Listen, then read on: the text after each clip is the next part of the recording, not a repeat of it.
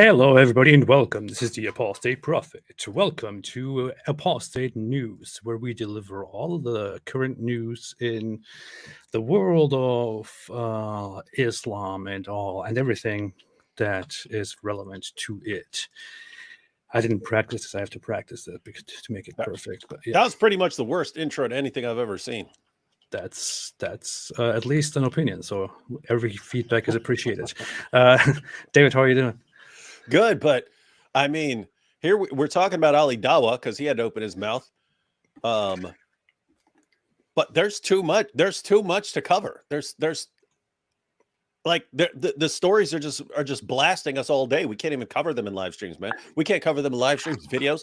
It's too much. You got like everything Andrew Tate posts or any interview they post with him, there's like 75 different things to respond to. Then you've got all the Dawah guys and all the stuff they're admitting, everything they've ever said about perfect preservation and mathematical miracles and scientific miracles is they're now admitting has been debunked. And so now they're scrambling to cover that stuff up. Then you got all the political stuff. You have like the first Muslim majority city in the United States, and they vote to ban pride flags. And so you've got this whole, wait a minute, you guys had the alliance, the far left and Islam. And we were asking the entire time, what are you thinking? You guys are not on the same side of much, except for not liking certain other things in common. But other than that, you guys did not. You guys were on the polar opposites of certain issues. What did you think? Did you think they were going to support you this entire time? Did you think you were going to come out with all this stuff and the people that you'd been defending their prophet for the past 2 decades? Did you think that because you were defending their prophet from criticism, they were going to come out and support all this stuff? I didn't, but everyone else did. I mean, they did, and we were saying that, right? We were talking about that of forever. Course, yeah. I've been. That's one of the most common things I've been saying all these years. What I do not get it. Apart from we both oppose these other people for completely different reasons. We oppose them for completely different reasons, but since we both oppose them, we will be united and act like we're on the same page. But during that same time, you would occasionally hear there was a popular clip. They had like a behind the scenes Muslim leader in I believe it was in Australia, and there was a clip of him going, yeah, so we have to carry on this alliance temporarily until we defeat other people. Then that alliance is going to break down, and it's breaking down. So anyway, but long story short, we would have to be live all day, all night to cover all the stuff that's happening. It's so much. It's crazy. All day, all night. All day, all night, live streaming. Gonna talk about Ali Dawah. Gonna talk about holes in the narrative. Yeah. No, but seriously, we haven't been saying that forever. I have been saying the same thing. You have been saying the same thing. There's really no point in forming an alliance between progressives or even regular liberals and Muslims, to create a socio-political alliance. It is absurd, because those two ideologies are complete polar opposites in terms of especially social matters and morality and all of that. And I mean, and they have been doing this for many years. You knew exactly that in the first opportunity, the Muslim side would turn against the other, and that is exactly what is happening right now. And some people kind of perceive that as the Muslims, turning toward the right or the conservatives and them embracing the Muslims, but that is also not really happening. What is happening is that some people on the right, who are quite short-sighted, kind of try to form an alliance with this Islamist mindset. Gladly, most conservatives, at least I would say, as far as I see it, are still distant from the idea of making an alliance with these Islamists, because they are aware of what Islamists want, what they stand for, how they are opposed to Western culture, to Western conservative culture, to Western Christian culture. Unfortunately, it's very ironic that the atheists and the secular ones are not aware that Islam is even more opposed to their whole worldview and standpoint. Maybe now they are slowly beginning to see it. Maybe now slowly they will get it. I don't know. And it's interesting. I've even seen people on the left going, "It's weird seeing Muslims switch sides like this after all we've done." And it's like they saw like Ilhan Omar and so on and thought, this is the community that we're getting on our side. And they're finding out that it's not, and they're all surprised. It actually reminds me of Chris Rock when he was talking about this is way back in the day, but one of the circus tigers went off and mauled its trainer. And Chris Rock says, and then everyone said, "Oh, that tiger went crazy." And he goes, "No, that tiger went tiger." So it's like the tiger was always like that. You had just, gotten it on your side for some shows and stuff. It was still a tiger. And so, yeah, if these just the level of narcissism it takes to think, oh, we've thrown you guys a bone, therefore this entire religion of 14 centuries that calls for our horrible bloody death as soon as it gets in charge is going to really be, their hearts are going to melt and they're going to be on our side. Like, that is the stupidest thing I've ever heard in my life. Their hearts will be broken. So today we want to talk about a specific topic that I picked because I decide what's happening.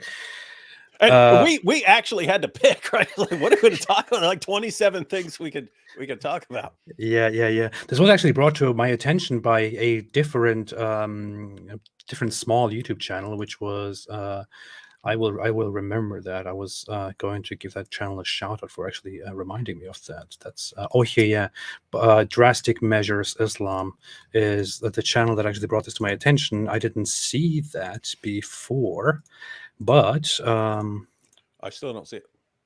Here, this channel, Drastic Measures Islam, is what brought this to my attention. Somebody sent me a link to a video that they made about Ali Dawah, where he basically admits that the scientific miracle in the Quran narrative is complete nonsense, while he is talking about Andrew Tate and his reasons of being a Muslim and converting to Islam. And so then I decided to listen to the whole actual video where Ali Dawah reviews Andrew Tate and what he said in his recent interview about Islam. And there he is. Look, Drastic Measures Islam is here in the live chat. Yeah. Very, very nice work, very nice compilation. So everybody subscribe if you want to. No, you're forced to subscribe. But by the way, that's interesting. So you heard it from Drastic Measures. I haven't seen the actual Ali Dawah video. You sent me a message that he had said it, but I saw what he actually said. Derek from Christian channel, Your Brother in Christ, he posted it as a short. And then LISO Elohim made a video about it that I watched earlier. But yeah, that's so I've only seen the actual little part where they showed what Ali Dawah said, which is my goodness. This is, it's, people don't realize how huge it is to hear these da'is like Fareed saying, when Fareed says that, yes, the claim that there was only one Quran, no variants anywhere, when he said that's a lie, that's huge. We've known it's a lie, but we're trying to, what does it take for you guys to admit that was a lie? And he finally admits that it's a lie. And you've got these guys using these scientific miracles for years. It's like, what does it take to get you to see that you've got some problems in your argument here? And they just out of nowhere, it's been debunked. It's like, wait, what? Yeah, he also says explicitly it's been debunked. I mean, we will watch the video and we will see him say that, but he clearly says that the scientific miracles narrative has been debunked. And he also makes some more revelations about how Muslim proselytizers and Dawah people and apologists basically think when it comes to converting to Islam. Let's go into this. Let's jump into it. I want to watch. I just very quickly to the background. Andrew Tate recently had a major interview on this channel PDP or something like that, and PDB, whatever. And there he had a section. I was just thinking, a pedophile? What?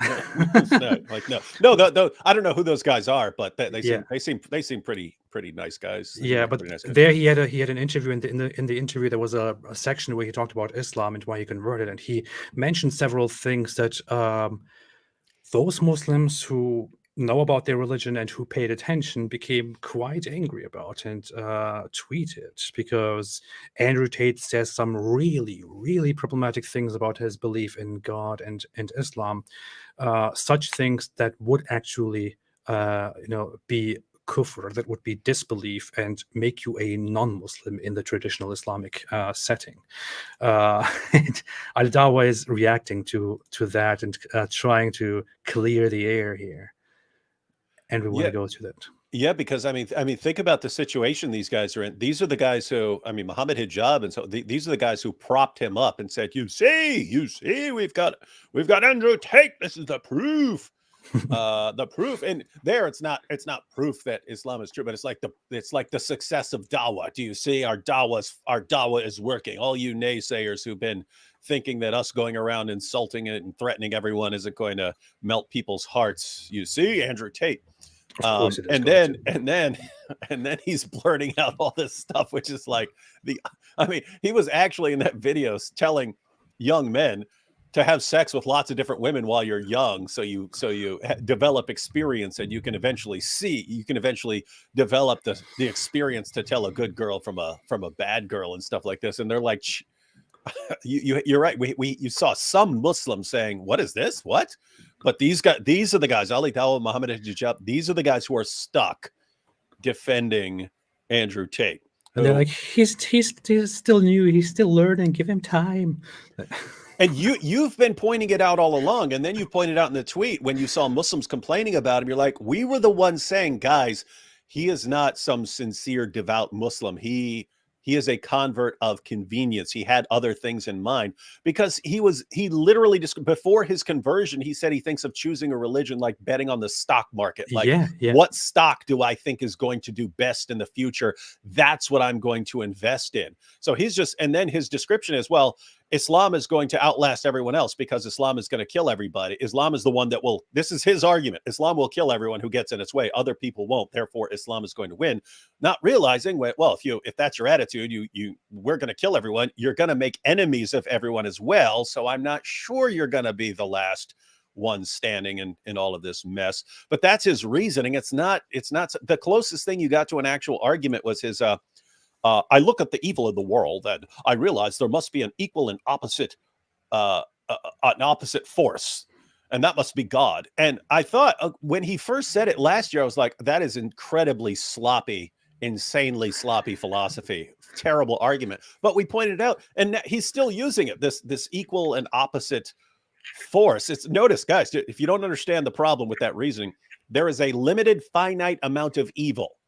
If Allah is the opposite of that, if he's the opposite of a limited finite amount of evil, then he's a limited finite amount of whatever he is, God, good, if you want to call him. But the point is, you're comparing him with the creation and a limited amount of something in his creation, and saying he's the opposite of that. And that's so dumb. That reminds me of different religions and different religious beliefs, like East Asian religious beliefs, like Taoism, or I don't know, of Gnostic beliefs, of these dualistic beliefs that have such an idea. It is very, very funny that he would come with such a thing. I mean, if Islam was not part of the popular culture in terms of tackling certain things that people are angry about right now, he would probably never even think of converting to Islam. It is all just what he thinks is best for his business and for his image and persona right now. But yeah, let's go into this and let's see what these brilliant minds will tell us today. This is 16 minutes. Oh, oops. We're not going to watch the whole thing. Just him to say things. In the video, as you can see, there were some people tweeting. Some Muslims were a bit upset. They deemed him to say things that were borderline disbelief, and all this kind of stuff were going on. So I thought, as a revert of 10 years, let me share you my experience, and also let's react to these videos one by one and see why certain people are taking things out of context. And one thing that we need to understand before the video starts is very clear. I've been a Muslim for 10 years. And guys, when I first came to Islam, Musa would know, Musa Adnan, my friend who I lived in his house when I got kicked out, would know I used to do stuff like touch wood. Yes, I would do that in front of people. Like, bro, what are you doing? I'm like, what? And he's like, you can't do that. There'll be stuff like I would have the Turkish eye in my car. These were things that you gradually let go of. So people need to understand Andrew Tate is new to Islam. So when he says touch wood, he doesn't mean He doesn't mean David would, right? No, he doesn't mean different things. What he means is that there's this whole behavior of some people are aware of it. Like you hear something unfortunate, and then you're like, oh, touch wood so it doesn't happen, or something like that. Some dumb stuff. That's what he was referring to. He's not referring to other thingies. But yeah, so he's basically just making an excuse here for how things slowly develop, although you enter with some ignorance.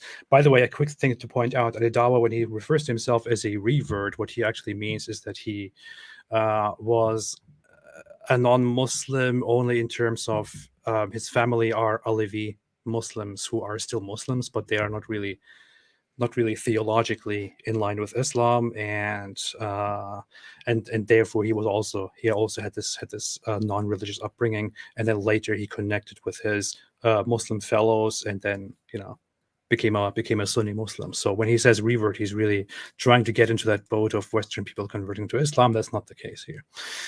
Yeah. He spent more time inside a prison than outside as a Muslim.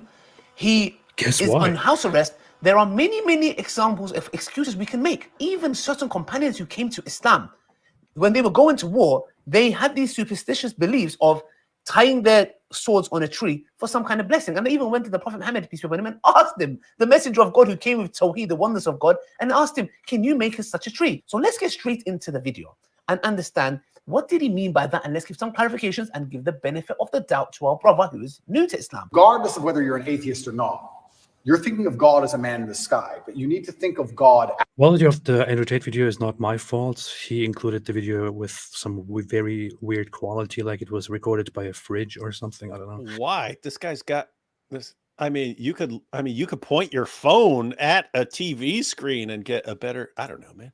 I have no idea. This is Ali Dawah. He's got a million. I don't know, man. He doesn't know. I don't know how he did this. As a concept as a whole.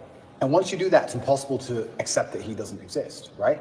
You and your friend are shipwrecked. On one island, your friend goes and he crashes and they kill him and they eat him. And you go to another island and they want to kill you and eat you, but they don't because it's against their religion. Mm-hmm. Did God save your life? Who cares? Who doesn't even know the name of their God? But their God said, don't kill shipwrecked survivors. And now you're alive. So their God saved your life. The concept of God in and of itself saved your life. You owe God just for the concept of it, the idea of it. Okay, so let's just... I want to briefly say something, David. I agree with Andrew Tate here. I'm an atheist. Alhamdulillah, the apostate prophet has agreed that Allah exists as a concept. I'm an atheist, and I agree with Andrew Tate that if you go to an island and they don't eat you because their religion says do not eat shipwreck people, that the concept of their God has saved your life. So it is God who saved your life as a concept. I, as an atheist, fully agree with that. Dude, you need to make a quick video about that and point that out, and then. But as an atheist agrees with Andrew Tate about God, right? I was going to make a video titled something like atheist finally agrees with Andrew Tate on God or on the existence of God or something like that. But I thought it's too much clickbait, man. But maybe I should. I don't know. We'll see. Yeah, and I saw that clip circulating because a Muslim was complaining about it, and then you had the Muslims who were defending Andrew Tate and saying, but he doesn't know. And so kind of making fun of that, I made a tweet, Andrew Tate 5 years from now, I am Allah, bow down and worship me. Muslims, he's just new, forgive him. But so I don't know if he somehow clarified after that he actually believes in Allah as a being. But based on what he's saying right there is, I mean, he's saying I would believe in that God as a concept. Right. I believe in that God as a concept too. I believe in unicorns as a concept.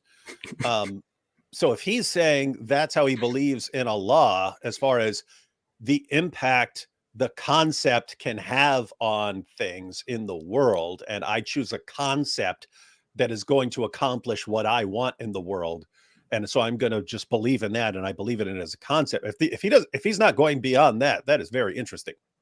It is very interesting, and you will see now Ali Dawah try to make a comparison and explain what Andrew Tate means by concept, and he gets it entirely wrong. And But by concept, he means something that is true. look, so let's touch upon that, which was one of the biggest contentions a lot of people had. Concept. What is the definition of concept? It's an abstract idea. Now, this idea can be false or it can be real. But the example that he's given, and like I said before, guys, let's just understand, and maybe just a little message to our brother Andrew, is the following. Now, there can be false concepts that can cause you to think that you survived. For example, if I go out with my family in the forest and I go, stay away from these mushrooms. Yeah, I don't know nothing about those mushrooms, but I go, if you touch that mushroom, you'll die. Or if you eat it, you'll die. Now, the mushroom itself maybe is not harmful at all. It's just a healthy mushroom. But the concept that I have brought up to my family, do I then say, okay, we survived the forest because we didn't touch that mushroom or we didn't eat it? Not necessarily. It's a false concept. Therefore, some people are accusing you, and I'm here to defend you in the sense that if you are saying, like if somebody's saying that the God is just a concept, then this is problematic. Why? Because we do not believe God to be a concept. Like in the Quran, in Surah Ikhlas, Allah subhanahu wa ta'ala says, قُلْ هُوَ اللَّهُ أَحَدٌ اللَّهُ الصَّمَدُ لم يلد ولم يولد ولم يكن له كفوا أحد. Oh, now it makes sense because he said it in Arabic. Oh, now I get it. Thank you, Ali Dawah. Did you catch that part? So he's trying to explain, like he's trying to make a comparison to what Andrew Tate means by the concept of God saving you when you go to an island, and the people say their God forbids them from eating those shipwrecked people. So in that case, the concept of God, their God, has saved your life. He compares that to going and saying, don't eat those mushrooms, they're poisonous, and then they don't eat those mushrooms. And then the concept of him saying those mushrooms are poisonous has saved their lives, but we don't even know if those mushrooms were actually poisonous or not. So it's kind of a it's kind of a strange comparison to make. He doesn't get the point, I think. Yeah, he seems to be conflating he's calling it a false concept, which is weird. It's a concept that does not correspond to anything in reality. Yeah. But what he's talking about is a false belief, right? I have a false belief or a true belief or a false belief about mushrooms or something like that. But yeah, I don't know how this is helping him as far as what Andrew said. I think he should just leave the explaining to other people when it comes to things like these. Genuinely, Ali Dawah, my advice. Why don't these people? I mean, he just fleetingly admits there that if Andrew Tate means that Allah only exists as a concept, then that is not what we believe is not acceptable. He fleetingly, as if it was nothing, just mentions that and then moves on. This is, I mean, they are supposed to stay on this and maybe contact Andrew Tate and tell him to clarify this, because this is a huge thing. I mean, the existence of Allah, of the very main point, the fundamental of this of religion, of religious belief. The idea in Islam is that Allah creates everything, and He created you, and you are supposed to find your way and believe in Him, and then go to heaven and have sex with virgins and all that. But this guy, but you are okay not knowing if this guy actually believes in the existence of God or if he just thinks it's a concept. It's just insane to me. I don't know. I wouldn't just brush it off as, we don't know. And this is wild because we know these guys are in contact with Andrew Tate. Yeah. Because I've seen people, when other people have objected to things he said in the past, someone will jump in and said, yeah, I just went and asked him about this, and he said, and so these guys are in communication with him, and he's still saying stuff like this. And I mean, if you knew you were doing this big interview and you knew they were going to talk about religion and so on, how did they not like iron out his doctrine ahead of time? I don't know. I don't understand either. It is problematic. Mohammed Hijab is directly in touch with Andrew Tate, as he admitted himself, and he also contacted him before to clarify some things he said on Twitter. So it should be very easy for these people to get in touch and clarify this very big, pressing issue on the existence of God. And notice the problem here. It was one thing when he was brand new. Yeah. he's been called out a bunch of times for saying things that completely contradict Islam. So if he really cares about the religion, then it seems, if he knows he has this big interview, the 4.5-hour interview, and he's going to be talking about Islam and Christianity, if he's sincerely interested in the religion, that seems like a time, guys, I really need to iron out my my belief system here so I don't embarrass my new religion. So what do I say? Instead, he just plows through, blurting out stuff that completely contradicts Islam and doesn't seem to care even slightly. And so, guys, this is what you're clinging to. Interesting. I mean, he also posted a photo of himself only in his shorts on the bed reading the Quran. Supposedly, I'm not even sure if that's actually the Quran. Somebody said it's a hadith book, but yes, I tried zooming in a little bit on it. I couldn't tell. Yeah, but I don't know how they could tell that it's a hadith. I mean, this is a picture of Andrew Tate laying there and reading the Quran. Alhamdulillah. And of course, lots of Muslims are angry, but many of them are also like, "Oh yeah, he doesn't know." But hey, dear brother Tate, He doesn't please know any better. Yeah. And many women, Muslim women and non-Muslim women or ex-Muslim women, pointed out, would we get an ounce of the same tolerance that you show for this guy if we as women laid there with something revealing and just bra and panties. Yeah, So yeah. everything covered up, but you've got for a woman it would be the Quran resting on her private parts. With Andrew Tate, I mean, he's got the Quran sitting right there, right on his balls. Yeah, yeah.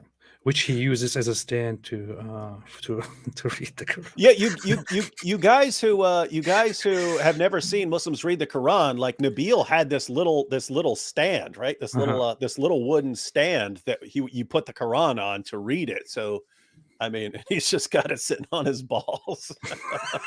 I mean, as a Muslim, you learn to you are not allowed to have the Quran below your your I don't know, your stomach, your waist, or whatever it is. You're not supposed to put it on the ground, except in a mosque where it's like out of necessity. You're supposed to always carry it up and wash yourself before you touch it and all that. And this guy's just there posting a photo of himself with in his shorts. It's and the fact that, and what's funny is the fact that like everything he does all day is, oh, this would be good for a picture. Yeah. So it's like, I mean, was he even sitting there reading the Quran? This is the guy who made fun of people who read books, right? I know. It's the same guy who said reading books is stupid. Yeah. So guys, what do you think is going on here? Is this a situation of I was sitting here reading the Quran because I love sitting around reading the Quran as it rests delicately on my balls, and look, Tristan snuck into my room and got a picture of me while I was here. Hey, you got me, Tristan. You caught me reading the Quran. Or is this, hey, Tristan, let me throw a bone to Muslims who are upset with me about the things I said. Let's get a pic of me reading the Quran, and I'm still a dope because I don't even know the basics of Islam. So they'll be happy if I just sit there with the Quran on my balls. Yeah. I thought it would be funny to I don't know, hire somebody, or if somebody actually wants to do it, if for a woman to be in that same pose and wear similar things and read the Quran and post that and then see what people say. Even have on a full head covering. That way you're in no danger. Do not share your name. Just get the pic out there to people, something like that, and see watch them lose their freaking minds over it. Yeah. But hey, Andrew Tate can do whatever he wants. Yeah, and what's crazy is it would not matter if a female convert did that on day one. I mean, if she did that on day one, said, "Hey, now that I've converted, I really want to show myself reading the Quran here in my bra and panties," they would lose their minds. They'd be calling her whore and slut and everything else, and she's not a real Muslim, and death threats, everything. You're only doing this for attention, you whore. And this is funny the way we stopped it with Dawah pointing at his mouth, at his beautiful teeth. Let's continue. And these were the teeth that got knocked out for the Prophet in battle. He, Allah, is one. He is self-sufficient. He does not beget, nor is he begotten, and there is nothing like unto him. We have clear descriptions of who God is. So it's not a concept. It is a concept. That is a concept. Yeah, he doesn't understand. It is a concept, but in this case, it is a concept that is, he doesn't get it. I don't know why he doesn't sit down with Mohammed Hijab or somebody who understands these issues better and inform himself a little bit before he sits down and makes these videos. It's quite funny. So, like, imagine the island example that you gave. If there are a couple of islands, and in those islands, one of them is, for example, they have this belief that you should not harm people or shipwrecked. Okay, good. And let's say there's another island which believe the same thing, but they believe in a different God. They have an idol. And let's say there's another island where there's Christians, and they believe the same thing. Now, all of them are applying the same concept of not harming a shipwrecked individual. Now, which one of their God is the true God? Because when we say God saved them, okay, but which one of them? Because they all believe in some kind of a God that is different. One believes in an idol. One believes it's Jesus. One believes... We say no. God ultimately saved you, and it is the true one God which you believe in, our brother Andrew. It's Allah subhanahu wa ta'ala. So I understand what you were trying to say. That's nothing like Andrew was saying. Thank you for completely butchering what Andrew Tate was actually saying. That has nothing to do with what he's saying. Tate is saying that, I mean, a concept itself is meaningful and relevant. And again, I don't know. I haven't finished watching that. I've started watching that interview. I haven't finished it. So I don't know if he goes on to say that he actually believes that this concept corresponds to something in reality. So guys, just to understand, like you can have a concept of a cup, right? But their actual cups exist. And that's kind of where we get our concept of a cup. Is you see a bunch of cups, and according to Aristotle, you abstract from that. And so now you see a bunch of different cups, and even though they all look different and they are different colors and everything else, you have some generic concept of a cup, but you can have a concept of a specific cup. But you could also invent a concept in your mind of a cup that has never existed anywhere ever. You can have a concept of a horse that corresponds to something in reality. You can have a concept of a unicorn that doesn't correspond to something in reality. One exists in reality, the other doesn't. You have a concept. You can have a concept of both. So it sounded like in what we saw from Andrew Tate, it sounded like he was saying, because he specifically said that God saved you, even though it's just a concept. And so it sounds like what he's saying is, I believe in Allah as a concept. And of course, Allah exists as a concept. Me and AP agree that Allah exists as a concept. I'm talking about the Allah of Islam. We agree. AP, the atheist, agrees that exists as a concept. I believe Allah exists as a concept. Yeah. And so Ali Dawah is somehow trying to, I can't tell what he's doing. I can't tell if he's trying to correct Andrew Tate. Maybe I was thinking maybe he's trying to correct him in his own way, to also give Andrew Tate the message that this is actually how it really is. But it's kind of weird that he would lead from the example that Andrew Tate gave there. So yeah, because notice, and Tate is right. Tate is right that a concept of something that is meaningful to lots of people. It's like, I don't believe in Allah, but that concept has a lot of relevance in the world, has a big impact on the world. And so, yes, someone's concept of God could prevent you from being eaten. And you can believe in that concept as a concept and say, I believe in it. I believe in that God as a concept. That's what Tate was saying. Ali, I don't know. Ali Dawah is he might be doing the standard Dawah tactic as if I just say a bunch of words, all my followers will think that I responded to everything. Yeah. Clip this. I, as an ex-Muslim atheist, believe that Allah exists as a concept. The apostate prophet has agreed with Andrew Tate. I agree with Andrew Tate completely on the existence of Allah as a concept. Yeah. Can you imagine that? All these Muslims trying to convince AP that Allah exists, and here Andrew Tate just rolls in and convinces AP that Allah exists as a concept. My goodness, no doubt. Dawah does work. Tate is powerful. Tate is powerful. No doubt. Alhamdulillah. Powerful Dawah. All right. The benefit of doubt, again, in this specific aspect. So we need to understand that when we say God as a concept, we need to understand that God is it's real. He is real. It's not just a concept. He is real. So we assume the best. So for those Muslims who are getting upset, Brothers, understand he's a new Muslim.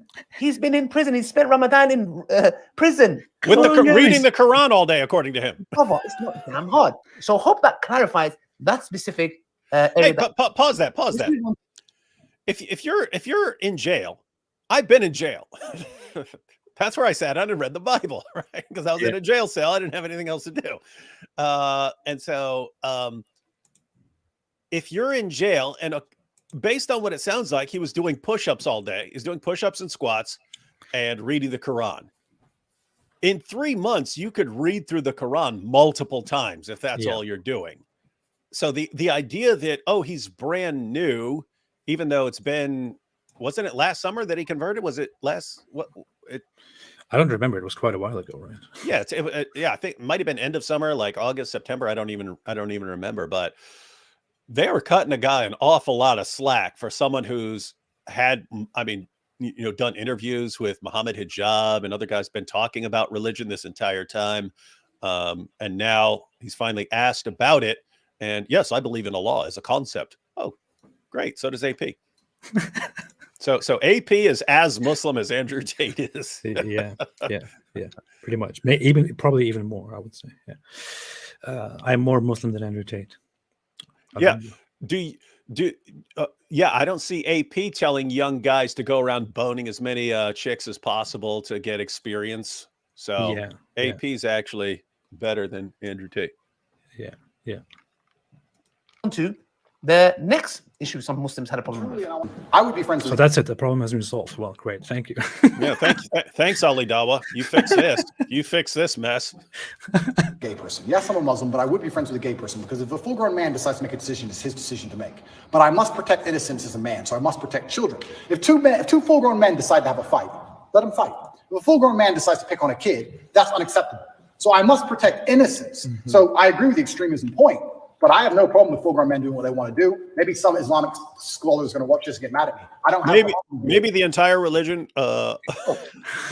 I'm pretty sure this is Ali Dawah, when he shows this video of Andrew Tate talking about gay people. I'm pretty sure he's not showing the whole thing, because I'm not sure if my memory is fooling me. But as far as I remember, I watched a part of the section where he talks about gay people. I think he said that that what people do in private, doesn't matter or something like that, and it's a problem if they make it public. And he also brings it about Islamic society.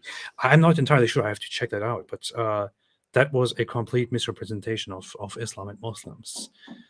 Yeah, and I have to go through and watch that, because I mean, as far as what Andrew Tate's saying, that's like similar to my view. If two adults are doing it, I'm not the boss of you. I could say, oh, here's what this religion says or something like that. If you don't care, I'm not in control of you. But like Tate, if someone says, oh, I'm gonna go start talking to the 6-year-old, then I'd be like, nah, what are you gonna say? I really want to know what you're gonna say. The same thing for what I mean, I wouldn't want Daniel Hakikatu or Ali Dawah talking to a 6-year-old. Right? Stay away. You guys stay away, because you are the guys who are I mean, with Hakikatu, hey, have you reached precocious puberty yet? And Ali Dawah, as soon as you get your period, tell me, because I will tell you you're ready to be buried. And it's like, I wouldn't want these guys either. So yes, there's a world of difference between what adults are doing, and then adults who want to spread their ideas to little kids. And you have to say, okay, there are some ideas that kids need to know about. There are other ideas that kids do not need to know about until they get older. But I mean, Andrew Tate lots of people would agree with Andrew Tate on that point, but the Islamic position is no, you got to go and kill those dudes. Yeah. And so him saying, one, that he'd be okay with it and he doesn't care, that's their business. But two, he'd have no problem being friends with them. I'd have no problem being friends with a gay person. Muslims are watching this and they're like, what are you talking about? These are the guys we're supposed to throw off roofs and stuff like that. That's wild. So I not sure what exactly he said in full, but there's just one thing that I want to say, which is the whole idea that in an Islamic society, or according to Islam, You can, in your private life, do whatever you want. It's only a problem if you propagate it. That is something that is often repeated by people who don't know much about Islam, who are soft, Muslims, or I don't know, who just want to deceive people, but that's not actually truth. They make it sound like, it's okay being gay in a Muslim society. You will only get punished if you do something in public. That's complete nonsense. Doing sexual stuff in public is in any case forbidden. If it is known that you are actually gay and even in a relationship, and you act on it in your private life, that is by itself punishable with death. So I just want to clarify that here. Yeah. Let's see. Being friends with a gay person. I mean, I'm not an Islamic scholar, and I did watch this interview. Once again, brothers and sisters, we need to understand what he means. And very simple. Would I be friends with a gay Muslim? Depends what you mean by friend. Look, there is some individuals that I know who I actually had a discussion in the park who was a brother who had inclinations to homosexuality. I speak to him. I've got his WhatsApp number. We speak regularly. I have, we can even say, I have a brother in Islam, which is Brother Hussein, who I spoke to. He's my brother in Islam who has these tendencies, So I don't think you can be shunned or deemed extremist, that you can't be friends. So that notion doesn't exist. We hate the sin, but we do not hate the sinner unless that sinner is stealing lines from Christianity, man. You're not supposed to say that line. You're not supposed to say that line. We hate the sin, but we don't hate the sinner. That is not a Muslim way of thinking. He should be knowing this. He stole that. He totally stole that. But I'm pretty sure, like Daniel Kikic or somebody else would probably object to that line very aggressively. Yeah, and notice that's not what Tate was saying. So Ali Dawah here is saying, "Oh, I would be friends with someone who is gay, in the sense that he is attracted to men, even though he does not, he has no choice over that.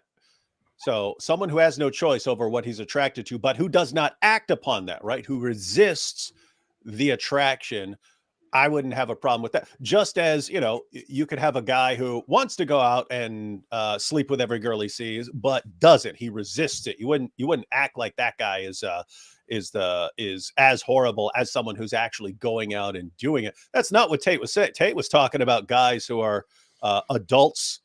They have informed consent and they are deciding to be in a homosexual relationship. And Tate's saying, I got no problem with that. They're not kids.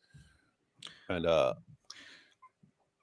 so whatever Ali Dawah was talking, I don't know if I don't know if he's trying to correct Andrew Tate or if he's trying to clarify it to act like he wasn't contradicting Islam here.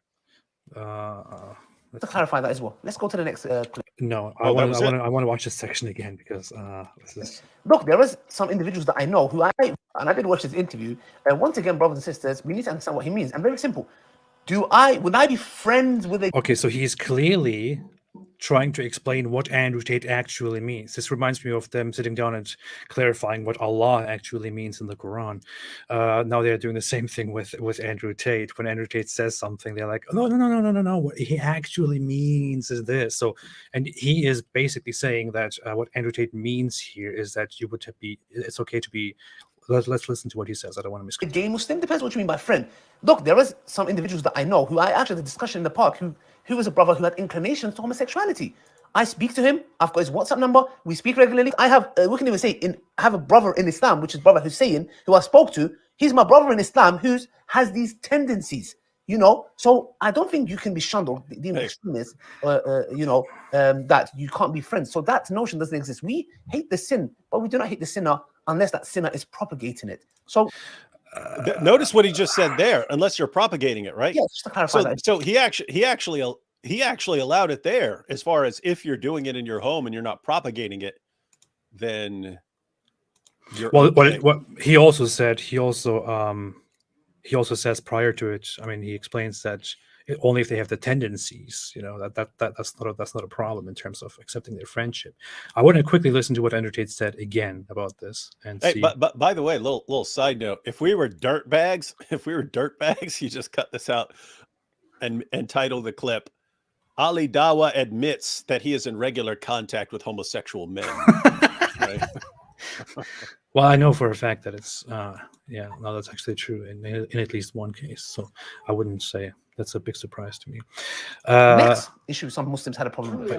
I would be friends with a gay person. Yes, I'm a Muslim, but I would be friends with a gay person because if a full-grown man decides to make a decision, it's his decision to make. But I must protect innocence as a man, so I must protect children. If two full-grown men decide to have a fight, let them fight. If a full-grown man decides to pick on a kid, that's unacceptable. So I must protect innocence. So I agree with the extremism point, but I have no problem with full-grown men doing what they want to do. Maybe some Islamic scholar is going to watch this and get mad at me. I don't have a problem with gay people and being friends with them. Notice what Andrew Tate is clearly saying here is that grown adults can do with each other whatever they want. I don't care. I don't care. I would only have a problem with, you know, if it was done to kids, for example. But two grown adults, they are gay, and they live out their gay sexual relationship together. I don't care. I can be friends with them. It doesn't matter. Dawah jumps in and he's like, you know, what he means is, you know, it's no problem if somebody that you know has, you know, gay tendencies, and as long as he doesn't, you know, act upon it or propagate it, it's okay. You know, if you stay in touch with that guy. Dude, that is completely different from what Andrew Tate just said here. Maybe you should sit down and respond to if Andrew Tate has said something problematic here, according to Islam, that it's okay to be friends with people who are actively and publicly homosexual sexually with their partners. And then he obviously even knows he's got a problem with Islam here, right? Because he points out maybe some Islamic scholars would disagree. Like he already knows there's not going to be a lot of agreement with him on that point from an Islamic perspective, and so it's oh yeah, scholars might disagree.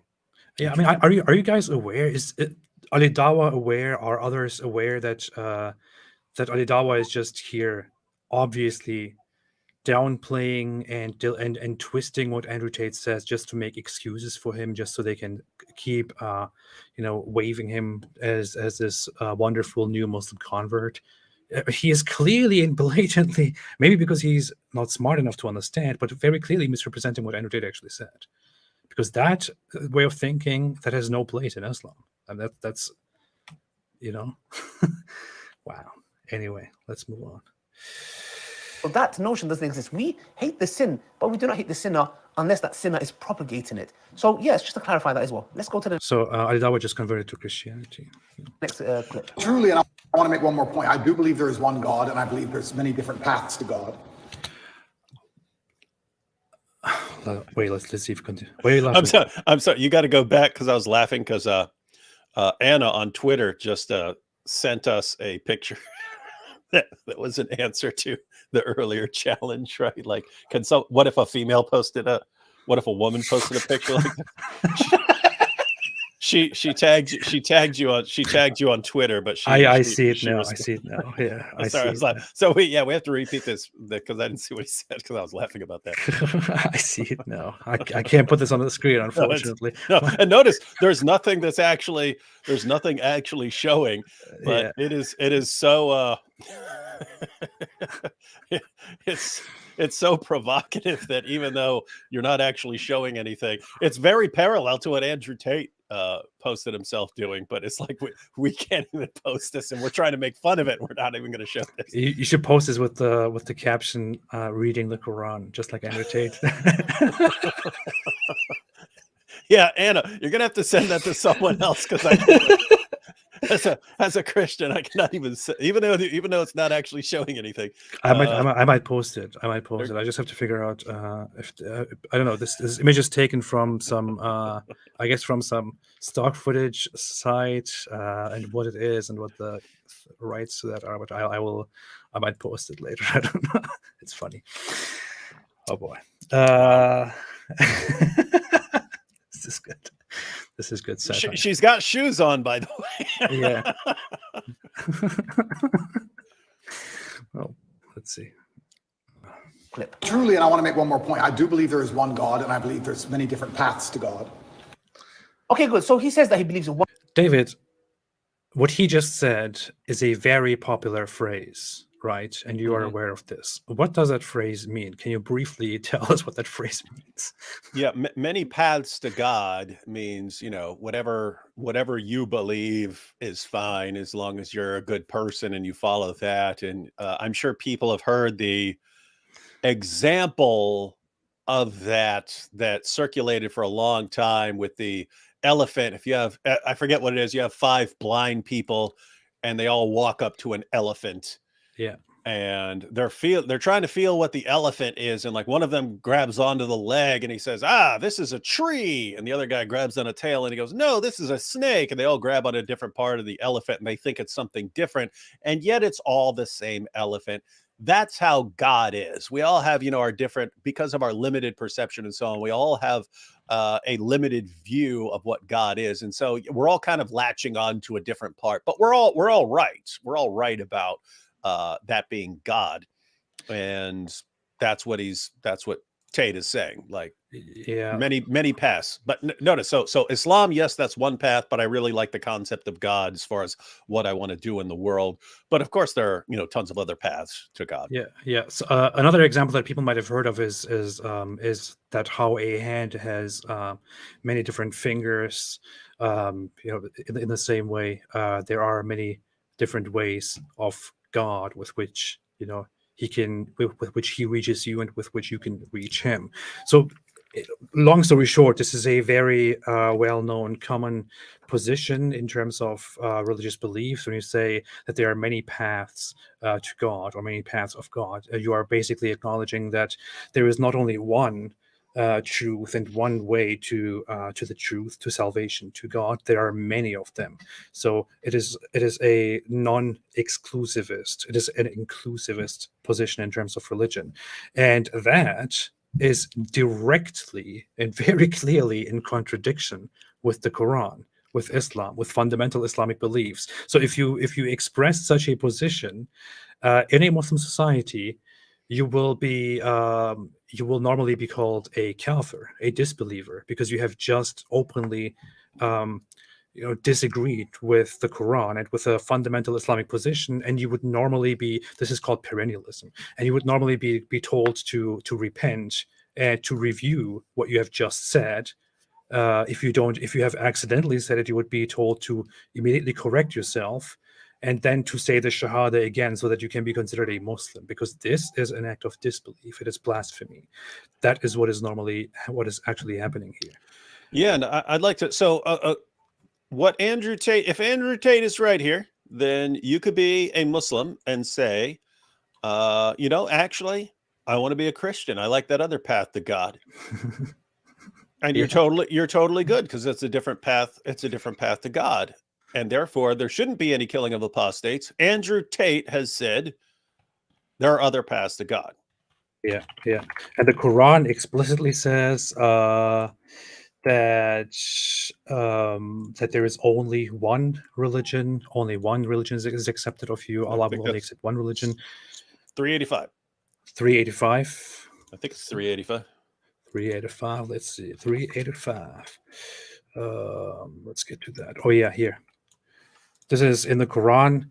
And whoever desires other than Islam as a religion, never will it be accepted from him, and he in the hereafter will be among the losers.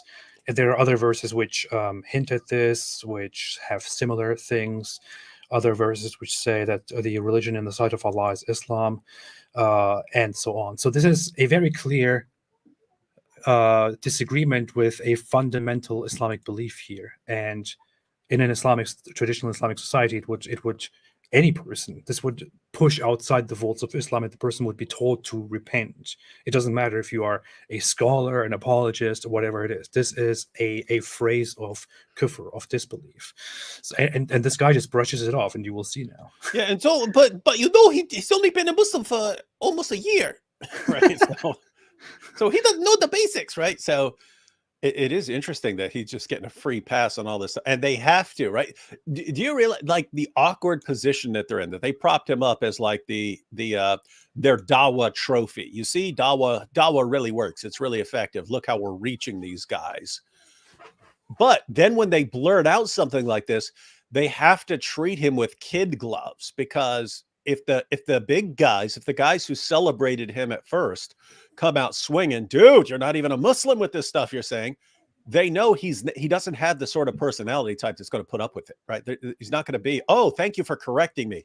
It's not him. It's what you, I mean, when you believe you're the greatest man in the world, you do not respond kindly to other people telling you, correcting you.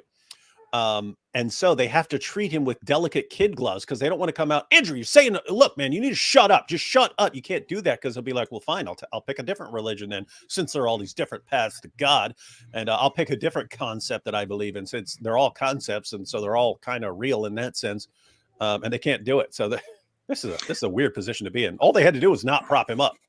I mean, the Islam that Andrew Tate presents here in that little section of that speech, and with that little phrase, if that was the real Islam, I wouldn't have a huge problem with Islam. I wouldn't go out here. No one would, because they wouldn't be slaughtering him. Yeah, then it's okay to become an apostate, right? Because there are many paths and all that. So, what's the issue? Here, but Prophet it's Andrew funny. Tate said, God is one and there are many paths to God. Sahih Bugatti. Sahih Bugatti. Hey, Fad, you heard it here. I'm going to steal Sahih Bugatti. And I'm not giving any credit. I never do. I just steal stuff. But what's funny is, I mean, think about how he's even contradicting Ali Dawah, not just Islam. I mean, Ali Dawah, that's the guy who, when we get an Islamic state, we're going to chop your head off, AP, right? He's the guy who's telling you that when, according to Andrew Tate, you're all good. How do we know? Atheism might be another path to God, since there are so many paths to God. As long as you're being a good person and believe in being a good person, and you're an atheist, why not, Andrew Tate? You know what's also funny? When Jordan Peterson made a message to Muslims, and he basically talked about how we all believe in God, and we should appreciate each other's, like he was trying to present this whole acceptance of each other's religious beliefs issue. Daniel Hikikachu came out with a very harsh video where he said, I apologize for ever saying that Muslims can learn from this guy. This guy is a charlatan. Every Muslim should immediately turn away from him. He's trying to promote this idea of different paths to God. Now Andrew Tate does it and nobody cares. Now Andrew Tate does it and Daniel Hikikachu is completely okay with it, it seems. It's so funny. It is. My goodness, they're in this. So you have if a woman were doing this stuff, she would be in massive trouble. If anyone who weren't a Dawah trophy were saying this stuff, they would be in massive trouble. But because he has the special status of super famous Dawah trophy, this guy could do anything he wants. He's in the position of being able to contradict Islam.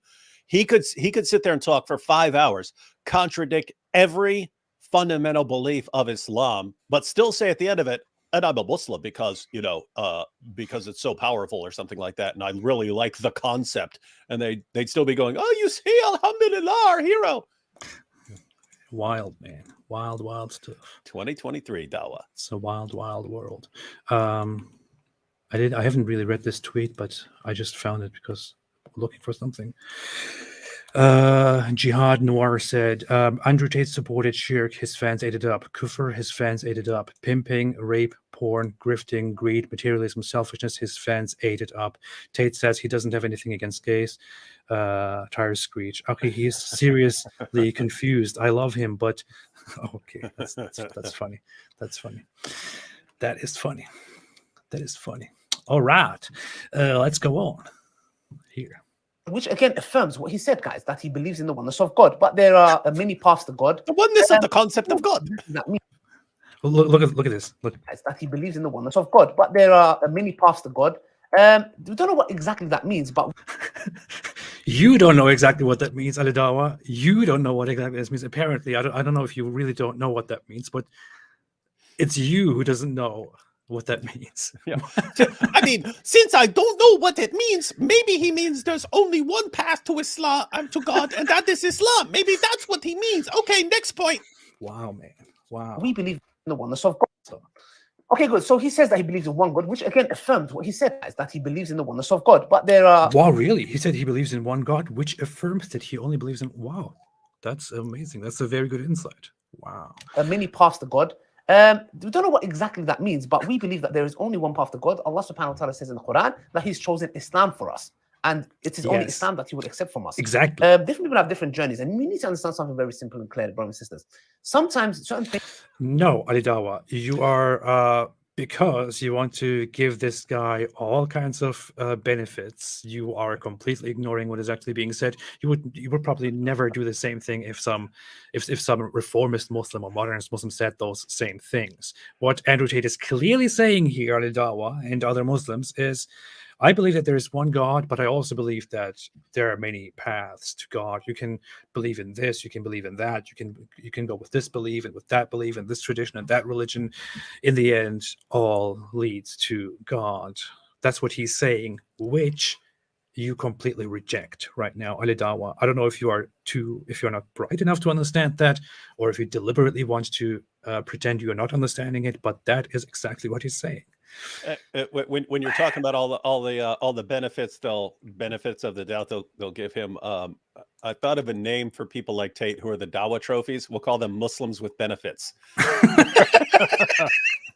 Muslims with benefits. You get to slide on all this other stuff. You get to slide on anything. You can even call yourself God. We've seen him do that multiple times, declare that he's God. Yeah. And nope, he's just a new Muslim, brothers and sisters. He doesn't know anybody. He doesn't know he shouldn't be calling himself God. That's wild, man. Wild stuff. Things. Look, it might be that Andrew Tate came to Islam for the wrong reasons. This is the highlight, actually. This is the most important part. Oh, cool. This is awesome. In my opinion. Look, it might be that Andrew Tate came to Islam for the wrong reasons. But guess what? He may be staying in Islam for the right reasons. How?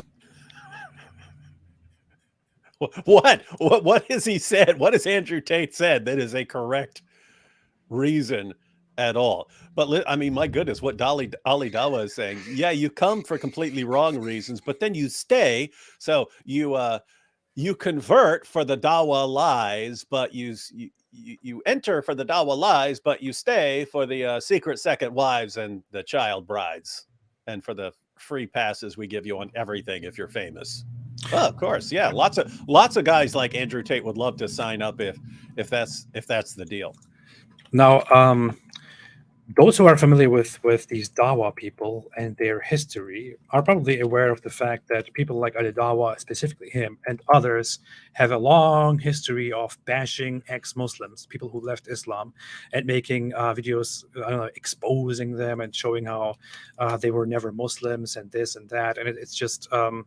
And they laugh at them for leaving Islam for the wrong reasons. And they pick out these small things like, oh, look, this person got this wrong. Oh, look, she got that wrong. So she left Islam and she didn't even know this. But when it comes to joining Islam, you can join Islam for the completely wrong reasons, for all kinds of nonsense. It doesn't matter. What matters is that you joined Islam. And then the rest will come. Isn't this a little bit hypocritical? Isn't there a little bit of a double standard here? It falls into the same category of like if you leave Islam, they have this checklist of tests to determine if you are a real Muslim. When if you leave some other religion, like if you're raised as a Christian, you can know absolutely nothing about Christianity, clearly have never read one verse of the Bible in your entire life, and they'll parade you. You see, ex-Christian. By the way, why is he giving the Islamic hand signals for two gods here? What is this? It's supposed to be this, and now he's like this. Look at what Tate has done to him. Now they're two paths. He's not up to many paths, but he's up to two paths. That's funny. That's funny. I'm looking at videos right now, and there's like from years ago, reacting to ex-Muslim stories, 1 million views, where they sit down and together, Ali Dawah and some other guy, and basically laugh at an ex-Muslim, alleging that she gets things wrong. So they have a long history of this. But then when it is Andrew Tate, it's like, well, it's new. He might join for nonsense reasons, but it doesn't matter. And it's true. I mean, his reason, if you go back to what he was saying when he was praising Islam before he converted, it was like picking a stock. That's what it was. That's why he picked Islam, and it clearly aligned with his views on a lot of things. And at some point, they started praising him so much. just because he was celebrating the idea of killing people for insulting your prophet, that he had so much praise, he realized, hey, if I convert to this, I've got an army of people who are going to support me no matter what. But notice, it's the same thing with Sneeko, right? Sneeko's reasons for converting were all, I'm not saying I disagree with him or I'm not entirely convinced. I'm saying every single thing he said was completely false. He said, I don't want a religion where I have to submit to a man. Islam demands that you submit to Muhammad. It's a requirement of the religion. The other things was just like his personal preferences. I don't like pictures and things like that. And so it's like the dumbest things you've ever heard in your entire life for why people would convert. Like the Muslims, the reverse would just be like a Muslim saying, I left Islam. And you say, why? Why'd you leave Islam? And he goes, I don't know. I always wanted to try bacon. So I left Islam so I could try bacon. And they would say, that is the stupidest nonsense I've ever heard in my life. Great. That's what your recent popular converts sound like to everyone else. They sound like they're giving completely stupid explanations for why they are converting to Islam. And what's the response? As long as, yeah, you come to the religion for stupid reasons, but then you stay because it's so great. You get your child brides, and your secret second wives, and so on. Well, hold on a second. And you're too past to God. I just saw a comment that I wanted to check if it's real. But yeah, I'll check later. Very funny stuff, very funny information. But yeah, no, yeah, absolutely. If you, as long as you want to join Islam, you can join for complete nonsense reasons. And now, pay attention to this. Pay attention to what comes next. Well, guess what? He may be staying in Islam for the right reasons. How? One of the reasons I accepted Islam was the scientific miracles. I'll be honest with you. And now we know that this whole scientific miracles was absolute nonsense. Not in total, but guess what? You just said absolute nonsense. He uses words that without knowing their meaning, but yeah, but maybe yeah.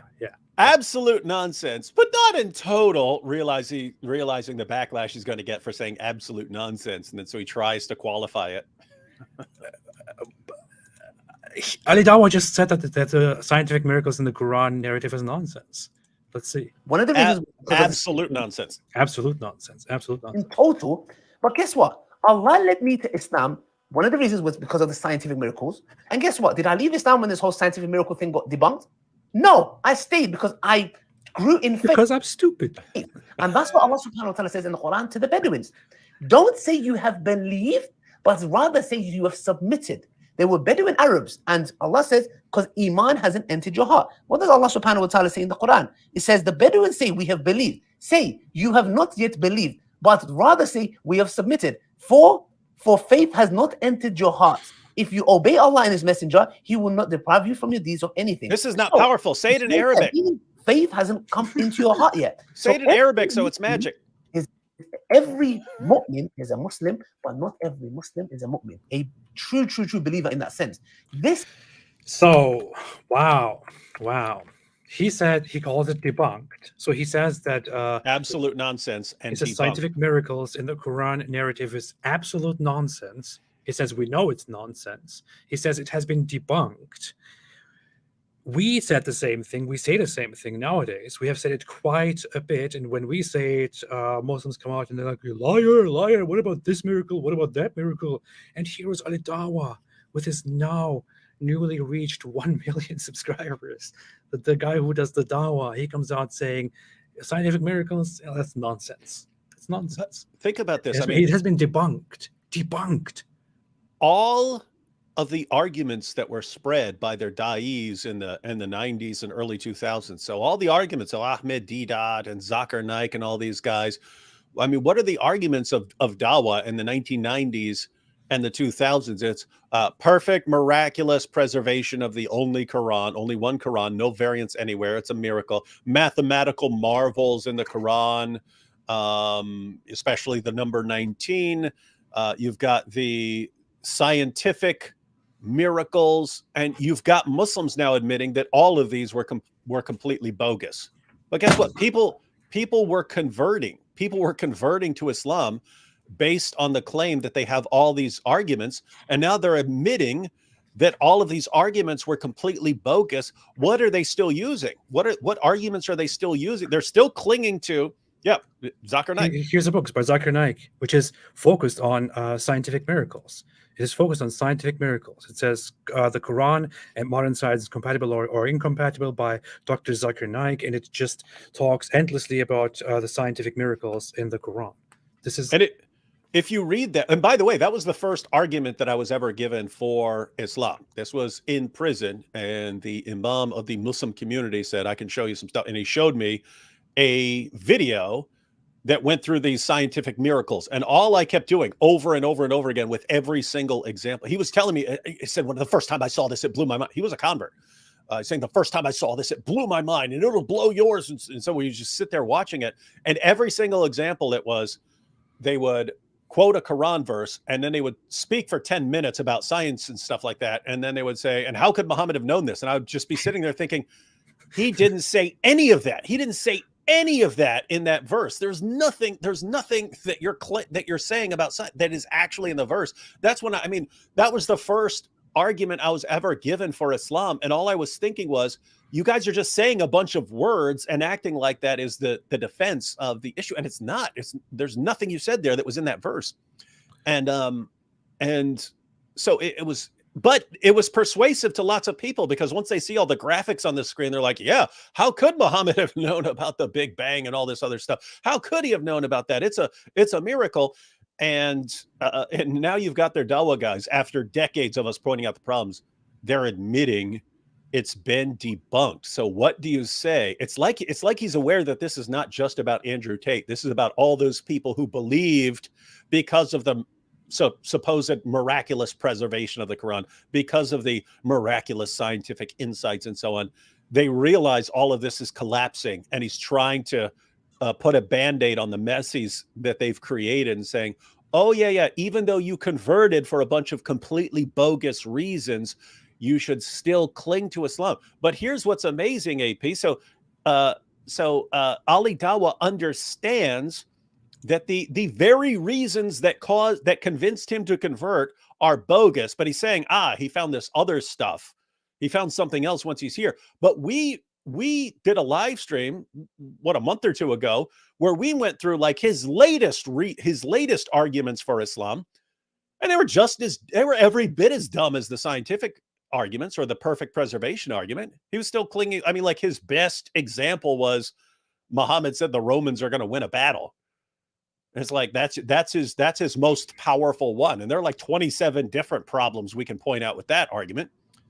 And so it's like, oh yeah, all the other, it's like this, it's like waves of bad arguments, right? Like, here's some really, we're going to make up a bunch of stuff and claim that this is evidence for Islam, knowing that it will take people 10 to 20 years to correct the lies that we've spread. But by that time, we're going to knock you over with another wave of lies. And by the time you expose those lies, we're going to crash another wave of lies on you.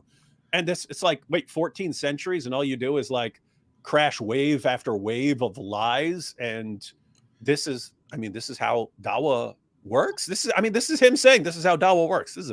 I don't know. This is wild. It's funny. We say these things all the time, and they say to us, "Oh, all your arguments have already been debunked. You're just spreading lies and this and that." And then years later, he's here, says, "Well, that has already been that is wrong. We know now that it's nonsense." Well, great. Maybe you should have acknowledged that it's nonsense when we were talking about it, when we were responding to it. Maybe you should have acknowledged that it's nonsense when your preachers were preaching that stuff to the public and thereby trying to convert people to Islam. Maybe you should have acknowledged that it was nonsense back then. Maybe you should sit down now and say, hey guys, there are still a lot of people who go around and say that there are scientific miracles in the Quran, but no, that's nonsense. Of course they will not do this. Of course you will not do this, because to you, Ali Dawah, and to all the others, it is completely convenient that people with lies or through nonsense, as Ali Dawah calls it, convert to Islam. It doesn't matter why they convert to Islam. That is his entire point here. It doesn't matter why they convert to Islam. They can convert to Islam for nonsense reasons, for lies, for whatever it is. You can lure people into Islam. You can get them into the folds of Islam. None of it matters. What matters is that they become Muslims, even if they convert for, I don't know, because they think Islam Islam cares a lot about, I don't know, plush toys and whatever it is. So that's why they convert to Islam. At least they find out that that's complete nonsense. It doesn't matter. They convert to Islam for some dumb reason, but now they are within Islam. Now they can learn. This is Dawah. And I mean, think about that, because what you just pointed out, that follows pretty obviously from what he's saying, that, wait a minute, Ali Dawah, if you're right, that it is still good to convert to Islam for completely bogus reasons, then as a da'i, is it acceptable for you to knowingly give completely false and bogus arguments to ignorant people and use the same arguments that have been completely debunked? Yes. And to use those to get people to convert so that they, they get the true religion just for completely false reasons. You're saying that's fine. That's even how you came to Islam. You were given completely bogus information to get you to convert, and you say you're glad it happened. So according to you, is it perfectly acceptable to knowingly lie and deceive, and deceive people like Sneeko? Because keep in mind, when Sneeko said, he actually said, because there's only one Quran, no version, nothing. That was a lie. Someone lied to him. Yeah. So is that fine as long as you get him to convert? If it is, then can you just say anything? Can you just make up absolutely anything that any person is interested in and say, yes, Islam is the religion for you, as long as you get, because you've seen these videos in the past where a Muslim preacher will be saying, I was giving dawah to a guy who said that he can't convert to Islam because he can't give up drinking. I said, no problem. You can drink in Islam, just convert. And as soon as he converted, we said, now stop drinking or we'll lash you. And the crowd's like cheering and cracking up laughing. They thought this was hilarious, right? They thought this was hilarious that you're doing. It's like, wait a minute, you flat out lied to the guy to get him to convert. Yeah. And then as soon as he converted, now you tell him the truth. It just seems like, I don't know, lying is perfectly acceptable. There's an example I heard when I was a Muslim, and the person telling me that was like smiling and laughing as a result of that comparison. And it's funny. It's only afterward, now that I'm out of it, I realize how messed up that actually is. So yeah. So is it then okay to lie to people just to make them convert to Islam, Ali Dawah? That is the camel in the room. Yeah. For faith has not entered your hearts. If you obey Allah and His Messenger, He will not deprive you from your deeds of anything. So, which is very clear, meaning faith hasn't come into your heart yet. So every mu'min is a Muslim, but not every Muslim is a mu'min. A true believer in that sense. This comes with time, which is one of the reasons I'm doing this video, because we know very clearly our brother Andrew Tate is a Muslim. Is he a mu'min yet? No, not just yet. He'll be working towards that. So this mu'min means believer, somebody who has put actual faith, belief into it. That's clearly shows us the following. But Allah also mentions in Surah Ahzab in the Quran, إِنَّ الْمُسْلِمِينَ وَالْمُسْلِمَاتِ وَالْمُؤْمِنِينَ وَالْمُؤْمِنَاتِ وَالْقَانِتِينَ وَالْقَانِتَاتِ, and the verse goes on, okay. Yeah. and that they will have a great reward. So we need to understand, we give him the benefit of doubt. He's still learning. And I highly encourage him. And if Brother Tam Khan is watching this, which I'm sure he will be, I was actually going to do this video because I heard some things about himself. Alhamdulillah, clarified with Ustad Abu Taymiyyah, which I was speaking to him today. And he said, you're actually... Yeah, okay, whatever. So the rest of it is just, I think... I'm sorry. Anna, she sent another picture, one I actually can use, but it's from Shutterstock, which I actually have a subscription to, so I can use it, but I realized I could Photoshop this. In other words, it's easy to remove background. I can actually put her in the room with Andrew Tate carrying a stack of books.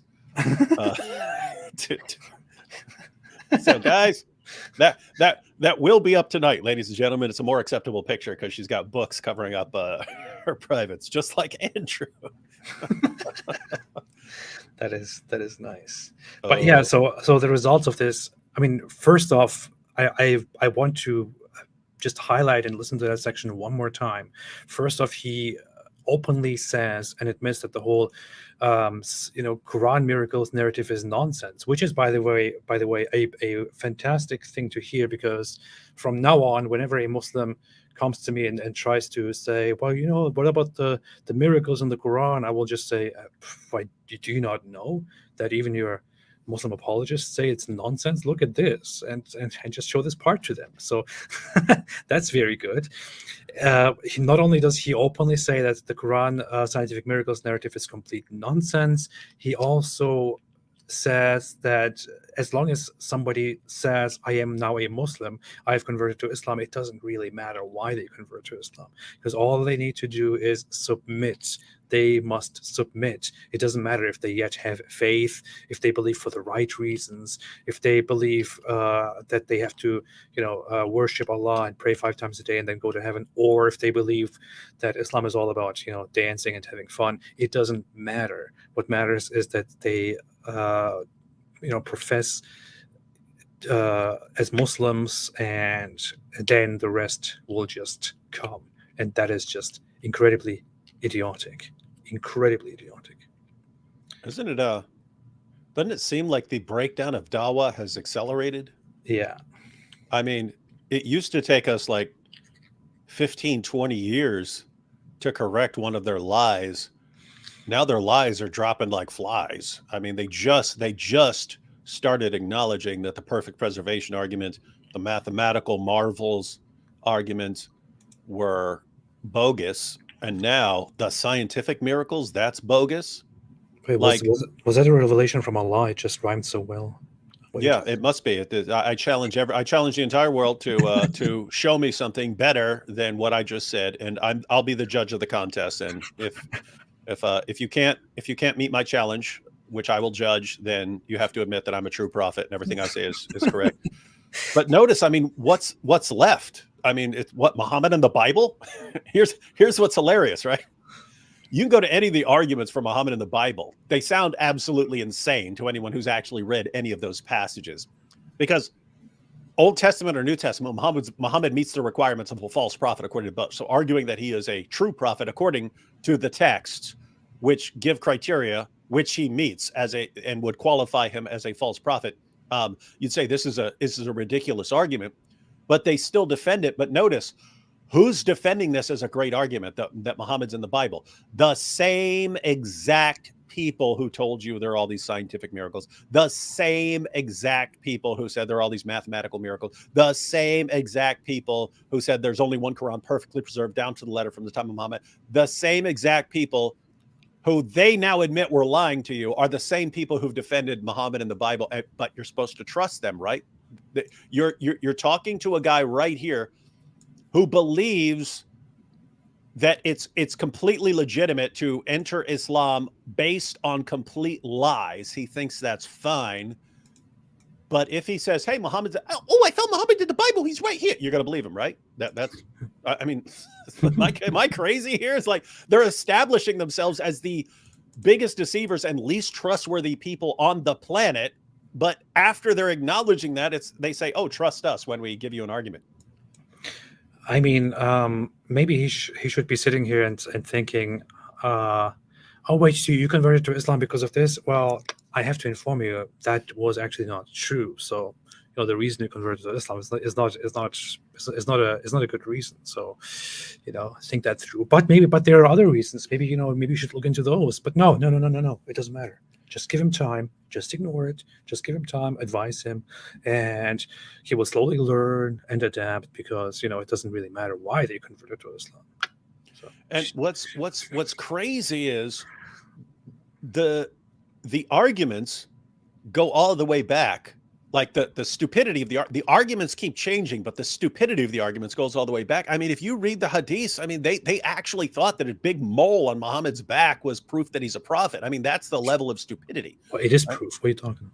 Yeah, so it's like, oh, look at this giant mole. You ever seen a mole like this? Oh my goodness, I've never seen a mole like that. You see, I must be a prophet, because only a prophet would have a giant mole like this. Oh, really? Alhamdulillah, let me convert.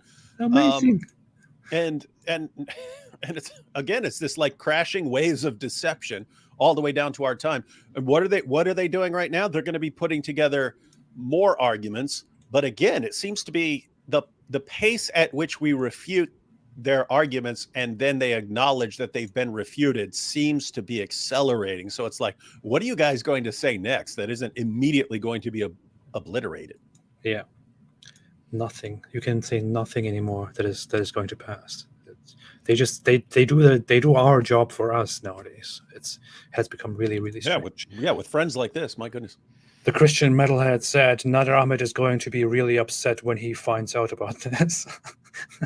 He probably knows because he watches all of our live streams and videos and everything. He has nothing else to do but just sit there and just follow us. And as soon as we mention him, he will probably immediately become aware of this and will say, "I challenge you to a debate." So I challenge you to a debate on the scientific miracles of the Quran. Oh no, hey, no, I challenge Ali Dawah to debate me on the scientific miracles of the Quran. Good, you guys deal with that. Jesse Brand said, "Why did they start reciting things in Arabic when they are confronted, scared about things? It's like a survival mechanism." LMAO. Yeah, it's just, I don't know. With people like, I don't know about Ali Dawah, with hijab, he really seems to think that it has like magical powers, and that if he recites the Quran in Arabic, it's going to persuade people. But yeah, with other people, I think for someone like Ali Dawah, it might be, hey, as long as I start saying it in Arabic, this is really impressive to my followers, even though no one else cares. But my followers are really impressed as soon as I recite something in Arabic. But yeah, it is. Ali Dawah can't even recite properly. It's funny. But wait a minute. I'm just seeing somebody else react to the whole Andrew Tate thing. Do you want to have a brief look at that very quickly? It's your show, sir. Where is that? What is this? Assalamu alaikum wa rahmatullah, brothers and sisters. Hope you're all doing well. Andrew Tate. Is this Shake Your Booty? That's what I was just thinking. He has the same intro as you. He stole your intro, man. To be fair, Shaky Booty stole his intro from Sajid Lipin. So I have to say that on behalf of Shaky Booty. Isn't this? I think this is the son or something else of that other guy. What's his name? Who? I don't know who this is. That one Dawah guy who looks like him. What's the channel name? Musa Adnan. Isn't there this other Muslim apologist? Something Adnan. There's Adnan Rashid, and then there's another Adnan that I forget who. Was it Ali Dawah who mentioned? Someone mentioned someone recently of Adnan. I think it was Ali Dawah. I don't know. Whatever. Anyway, let's see. Respected the Quran. Has he done something which deserves him being dragged for on social media? Is he talking about the picture? Brothers and sisters, firstly, what has Andrew Tate done now? Yeah. What he has done is he posted a picture. There's a picture What has he done now? going around on Twitter, and he is lying down like this. Okay. Oh, there we go. Yeah. He's in shorts, and he's got allegedly the translation of the Quran on his. Why are you describing it instead of just on his what's he going to say? And he's reading it like on his this, lap? Okay. He said lap. And some people are saying on his balls in the Quran, they're dragging him on social media for it, etc. Has he actually disrespected the Quran? Okay. First, let's deal with this issue. There's two things that we need to deal with. Number one, the aura issue. Okay, is he showing his aura? Yeah. We're not going to go into. Is he showing his aura? That's that era, like the belly down to the down to the thighs or something like that. Yeah, anything that is private for women, it is the whole body, and for men, it is just it is down from here, and yeah. But I mean, can you blame him? I mean, all he knows about Islam is from his friend Muhammad Hijab, the part-time stripper who, like, to show off, will pull his shirt off in a heartbeat to show how massive he is. So Yeah. So Tate doesn't know any better. Look at his Dawah examples. Yeah. That because that is a separate topic. Okay, that is a separate topic. The scholars have discussed is the thigh part of the aura, etc. Whatnot. That's a fiqhi discussion, separate topic. Has he disrespected the Quran? He was showing everything but his penis. I'm pretty sure that the way he appeared on that photo is, by all standards that I am aware of, by jurisprudential Sunni schools, considered haram. So I don't understand what he's on about. Now maybe this guy's thinking, but we do have hadiths where Muhammad lifts up his thumb so a guy can smooch him up and down his side and talk about how that's what he really wanted, and so maybe he's thinking, but Muhammad himself, would pull up his dress so guys could smooch his side. Yeah, that makes sense. Alhamdulillah. And you got all these passages, and I saw the whiteness of his armpits and the whiteness of his belly and the whiteness. So Muhammad's clearly this is what we're talking about. Taking it off in front of everybody. This image here. Oh, I already have it over here. Right. Okay. This image here is, this is him, And this is what he's describing. Oh, Tristan snuck in and caught me reading the Quran. He did it again. I had no idea. Okay, can a person read the Quran and their aura is showing? Yes, they can. A person can read the Quran with their aura showing. And actually, when people say stuff like this that you can't, they're speaking without knowledge. Number one. I think that is true as far as I'm aware. There is a popular theory that you are not supposed to touch the Quran in, if you don't have your hair covered as a woman, or if you're inappropriate clothes.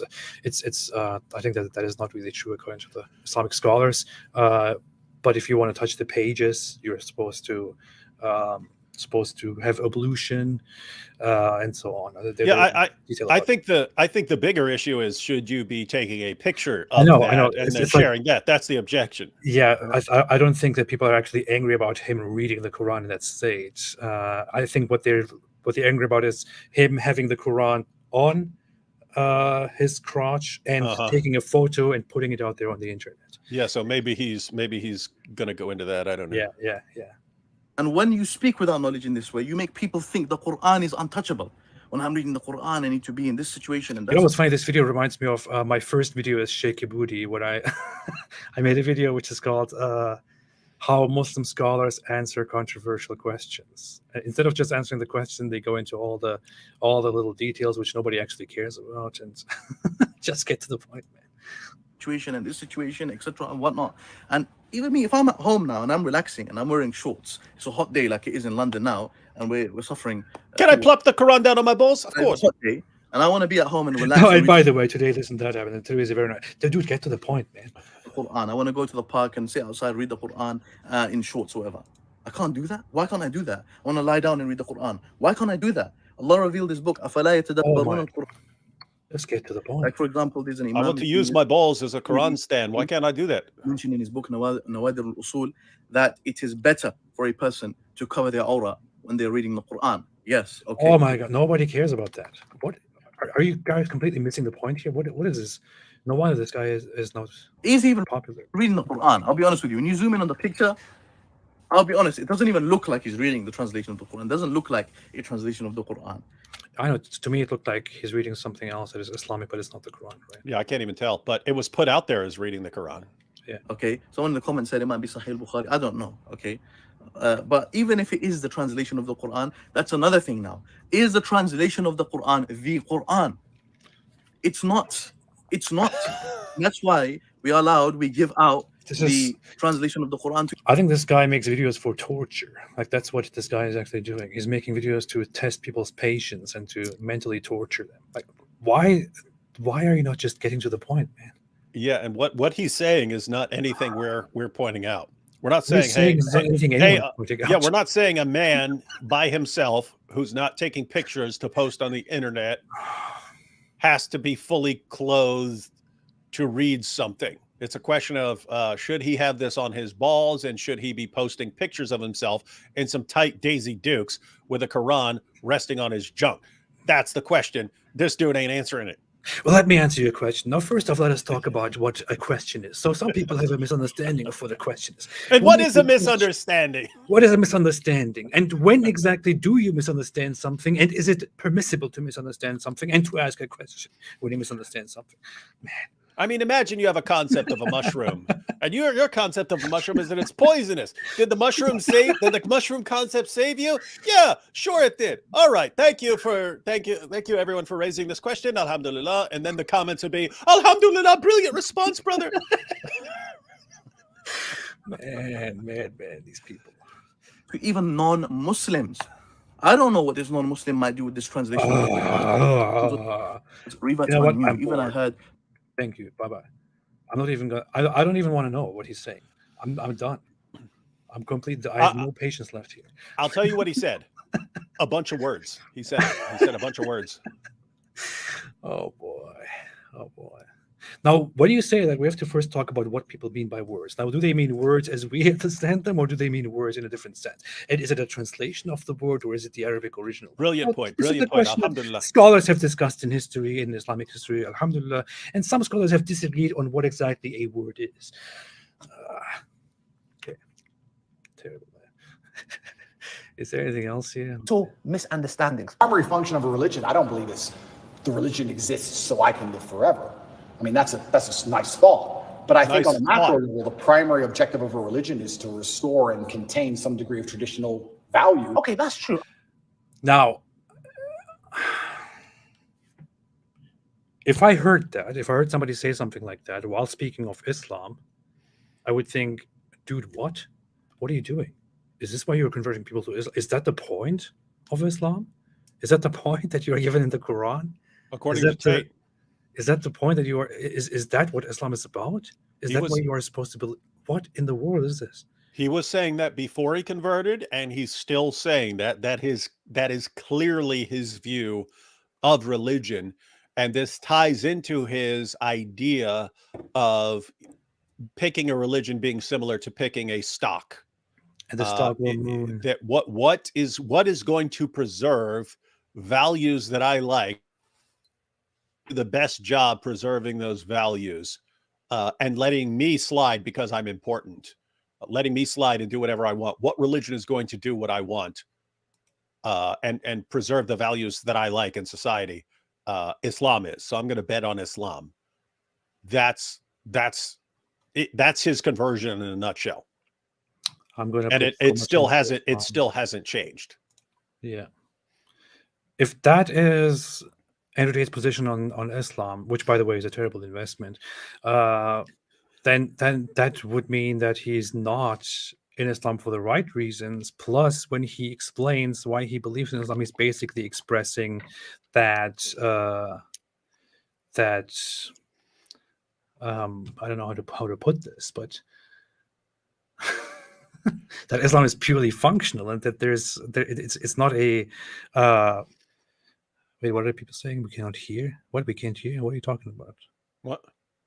Somebody's saying we can't hear. I don't know. If someone says, everyone would be saying they can't hear. People hear it. Yeah, that's just a random person. If that is the position that he's presenting, then that would mean that you have no actual, transcendental theological reason, or an existential reason, a reason for the afterlife, to believe in Islam. So, wow, it's wild, and that is in contradiction. But I'm really wondering what this guy will respond to that now. But think about it. If he's saying, like, as long as you are preserving the values of your society, then you're doing a bang up job. I mean, communist China does a bang up job of preserving what the rulers find most important. They're doing a bang up job. They will crush anyone who gets out of line.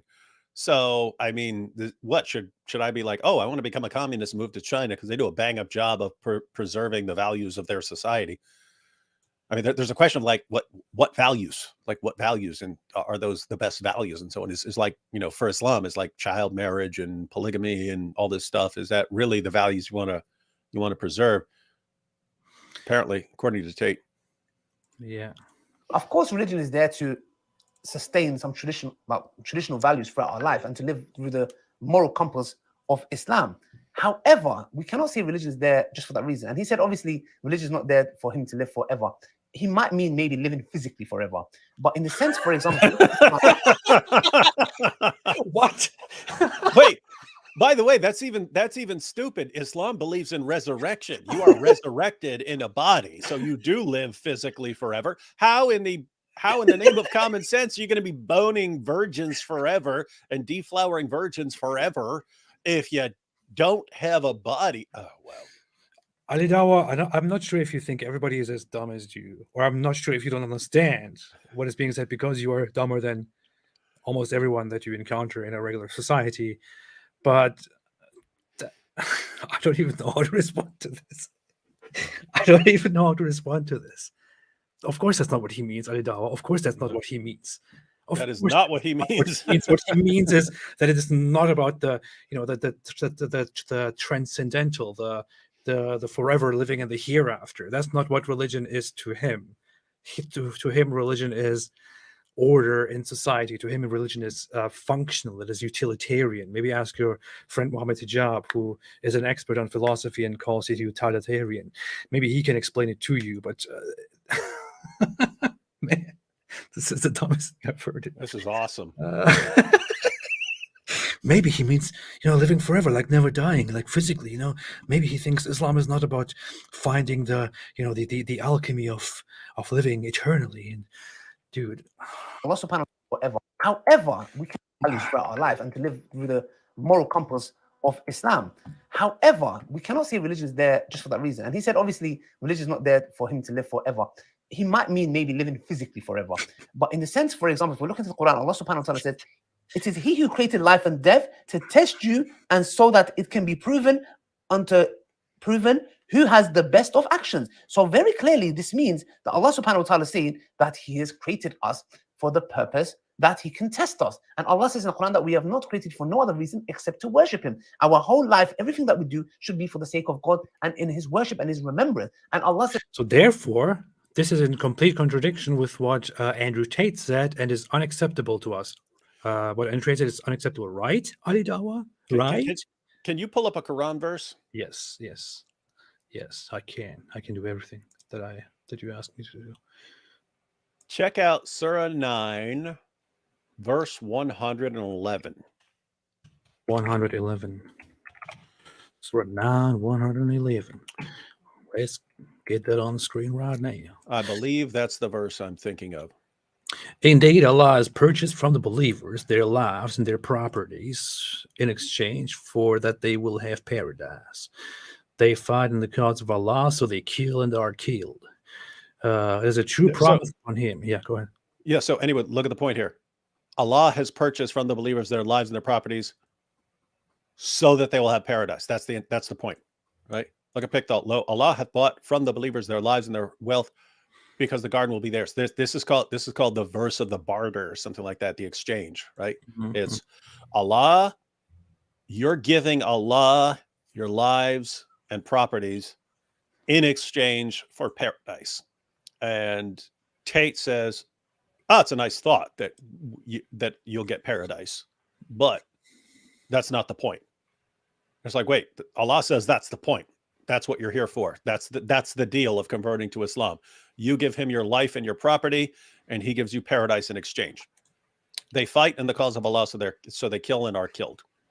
See, this is actually a miracle. Andrew Tate mentioned that betting on a stock, investing in stock, and buying it, and Islam would be the best stock to buy. And here, this verse is obviously talking about exchange, like a stock exchange, where Allah, buys your lives for, to give you paradise. And this is actually a miracle. This just shows one more time that Islam is true, and Andrew Tate confirmed the truth of Islam. Alhamdulillah. Yep, that's the point here, man. Thank you for bringing this up, David. Because in the Quran also, we did not create this worldly life for enjoyment and fun. There is a purpose. That's why Allah says in the Quran, "Alhaakumut takathur hatta zurtumul maqabir." Oh, see? Yeah, there we go. Say, now I'm refuted. Yeah, that makes sense. He said a bunch of words. Allah says in the Quran, you are busy with the worldly affairs and this race that you're in, this rat race you're in, until you visit the graves. And then you will surely know. So God Almighty is telling us this world is temporary. The bigger goal is what? The eternal living, which is what? We're going to live. So therefore, Andrew Tate is wrong, right? Forever. Our souls are going to live forever, which is paradise or hell. And for those who are still saying, no, you're just making up, just defending. No. Look at this next video that he's... Oh, my... He just preached a bunch of stuff that is in complete contradiction with what Andrew Tate said, and then he dismisses those people who are saying, "Oh, you're just defending him now." And again, this is a guy who does not believe you need to be honest at all. I'm not talking about right here. I'm saying he's basically admitted it in the other things he said. As long as you're keeping people in Islam. And how do you do that? By saying lots of words. And if you say some of those words in Arabic, even more powerful. But just say a bunch of words, a mixture of English and Arabic, and your followers are dumb enough to think that you've actually defended what Tate has said and shown that he's actually a good, devout Muslim. So they get to keep that big old Dawah trophy on the mantle. Alhamdulillah. Alhamdulillah. It makes a lot of sense. Said, If I could lie right now, $1 million, and nobody would find out. Nobody. I still couldn't do it because God would know and he'd punish me. Wait, what? Really What? Is this the guy who? That's not my website. Is that the same guy? I never said that. And then they post videos of him saying it. That the same guy? This is funny. If you offer me $10 million and I would never get caught, I would not lie. If I could lie right now for $10 million and nobody would find out, nobody, I still couldn't do it because God would know and he'd punish me sooner or later. I really, truly believe that I would pay the price of that lie. I truly believe it. So, what's interesting here is he says he would not lie even for $10 million. If nobody knew, he would not lie because he knew and he truly believes that God would know and God would punish him sooner or later. No, I personally think that is a lie. Very ironically. I mean, unless he had a brand new change of heart, all these times, I mean, the best description of what he does online is the psychological term is gaslighting, right? Gaslighting. It's he has said something. We've got video of him saying it, and he'll just completely deny it. He'll just completely recorded a deny video that about it. I recorded a video about it. I'm still supposed to publish it, but I can bring it up here quickly. Keep talking. It reminds me of I saw a clip of Hijab, I think, in his interview with Jordan Peterson, where he says the most important thing to me as a Muslim is always keeping your word. And I was like, when have you not broken your word? Like, I mean, every debate you're in, the Muslim side demands all these rules, you agree to them, and then you break all of them. Like everything is deception. So where you get it's like it's just like with wanting to be called the religion of peace, no matter how many people you're slaughtering, right? It's like we want to do one thing. As long as we say the opposite, then we're good. Because all that matters is that you're claiming it and you get that reputation. But I mean, Tate seems like a compulsive liar, like compulsive, unable to function without lying. And so for him to say, you offer me $10 million, how about not lie? Serious. Be serious, man. And does I mean, Ali Dawah says obviously he does believe in God. He does believe in the afterlife because this is what he's also saying in the video. Now, I never said Andrew Tate is consistent, right? And if I try to make sense of this, what would I think? Maybe he does actually believe in Allah. Maybe he's just conflicted on the existence of Allah. Maybe he is just trying to. Maybe he's just really lying here in this instance and trying to make it look like he believes in Allah and he will be punished. Maybe he just perceives Allah as a concept, as he explained earlier, where he would be later in life punished for lying earlier because it would somehow get around and come back to you. Yeah, given his given his concept of having a concept of God, yeah, you could say like that when you're converting to a religion, you know, if you're shipwrecked on an island, and one island they'll kill you and eat you, and the other because they have a belief in some God that says don't eat people, that concept, even though doesn't correspond to reality, that the concept saved your life. It seems like he may believe that, well, if you're going to go join that island tribe and become one of them, then you have to believe in it. You have to. It's not that it's real or anything, but now you have to believe in that God and what that God says. And so I don't know if he's just saying, hey, you know, this is the concept that's best, and therefore I have to believe now that in the punishments. It seems incoherent. It just seems like you can't actually fit these claims together. Yeah, he's not consistent. But here, this is very interesting. Your website. Is this not very loud to me? Your Right words. It's not my website. Yes, it is. No, it's not. On CobraTate.com, I have my. Wait. So she's referring to CobraTate.com, and she says your website, and he says not my website. Your words. It's not my website. Okay. Just to quickly get this up here. So what I posted about this as well. During the interview, she quotes him. Is this video just like this? On CobraTate.com, I have my PhD program. It's the website you've taken down, and I wonder why those comments have been taken down. That teaches basically how I got girls, how I met girls, how I got girls to like me, how I got girls to fall in love with me to work on webcam for me. You have said you emotionally manipulated people here for your own financial gain. No, absolutely not. because that's what I did. That was my MO was find girls, make them love me, and make them work for me.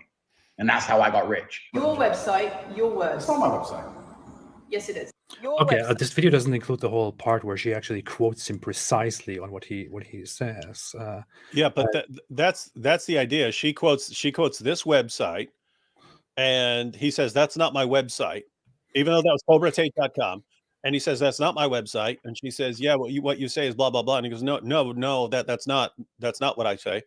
And then what someone did afterwards, because he just denies that this is his website and that this was his methodology using women for financial gain. And then someone just spliced it together with him actually saying in early, previous interviews, yeah, that's my website. And yes, that's exactly what I do.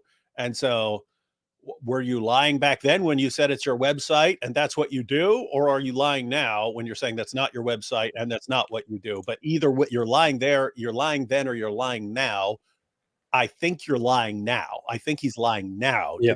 So here's the part. Here's the part. Let's see. Romania. I'm beholden to the Romanian legal system, and I'm not going to incriminate myself. Let me read you then what you have said about what you have done.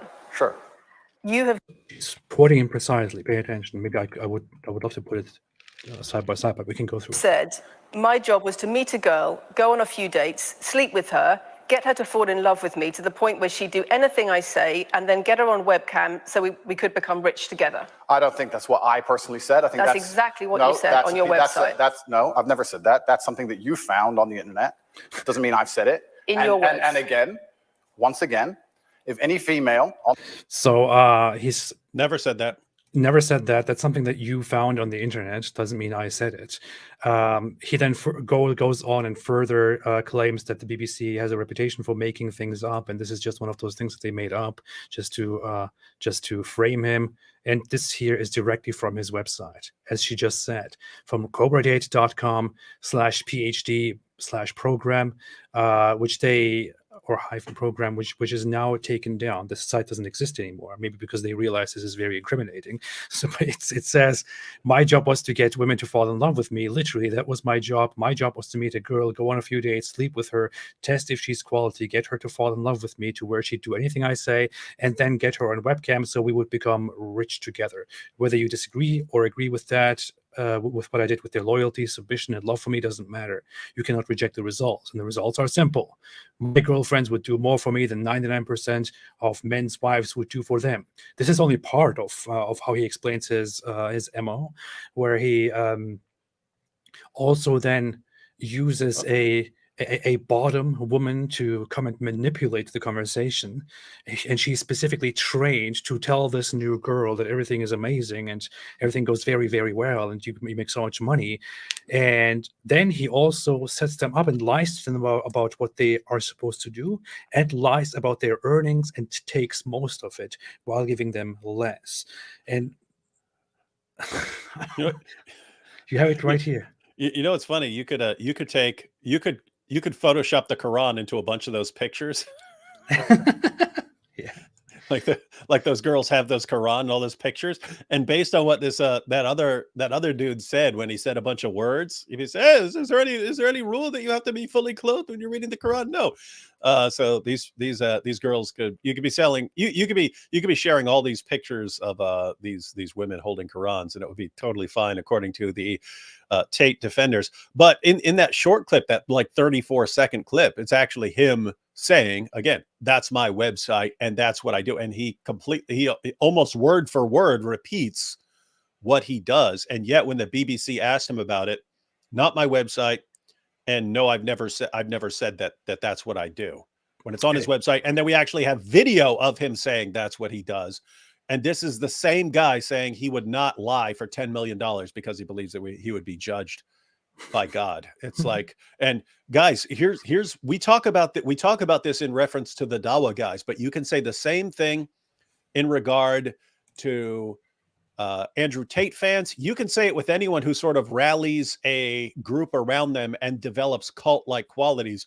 You could right now, you could test this if you wanted to.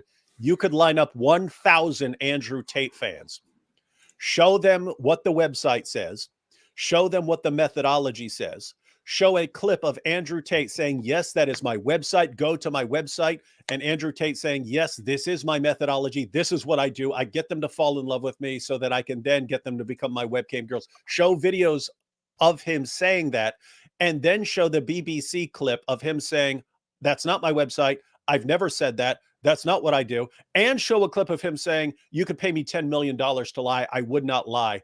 And ask his 1,000 followers, do you see any discrepancy in any of this? 1,000 out of 1,000 Andrew Tate fans will say, we see no problem here. None. And it's, again, the parallel is with the Dawah guys. We told them this. Fareed actually put it to the test. Can you spot the discrepancy between Sheikh Yasser Qadi saying there is not one variant in one single letter anywhere between any two Qurans, and then Yasser Qadi saying, yeah, of course, there are all sorts of variants in different Muslims in different parts of the world have different Qurans. Do you see any disagreement between that? They didn't. And that's one of their enemies. Fareed's fans do not like Yasser Qadi. They still couldn't see it. They've just been so incredibly programmed to do what's expected of them that they just always side with their guy. And it's amazing that these, again, guys, be aware of gaslighting. Once you've got your fans, you can say this, and this really ties really well into Islam, that you go back, Muhammad would reveal one thing one day, a couple weeks later, he reveals something that absolutely contradicts it. His followers never seemed to notice. It was when Surah 2 verse 106, which talks about abrogation, was revealed, the historical background is that the pagans were pointing out, why does your guy reveal something and then 2 weeks later contradicts himself? How's it possible? How are you not spotting this?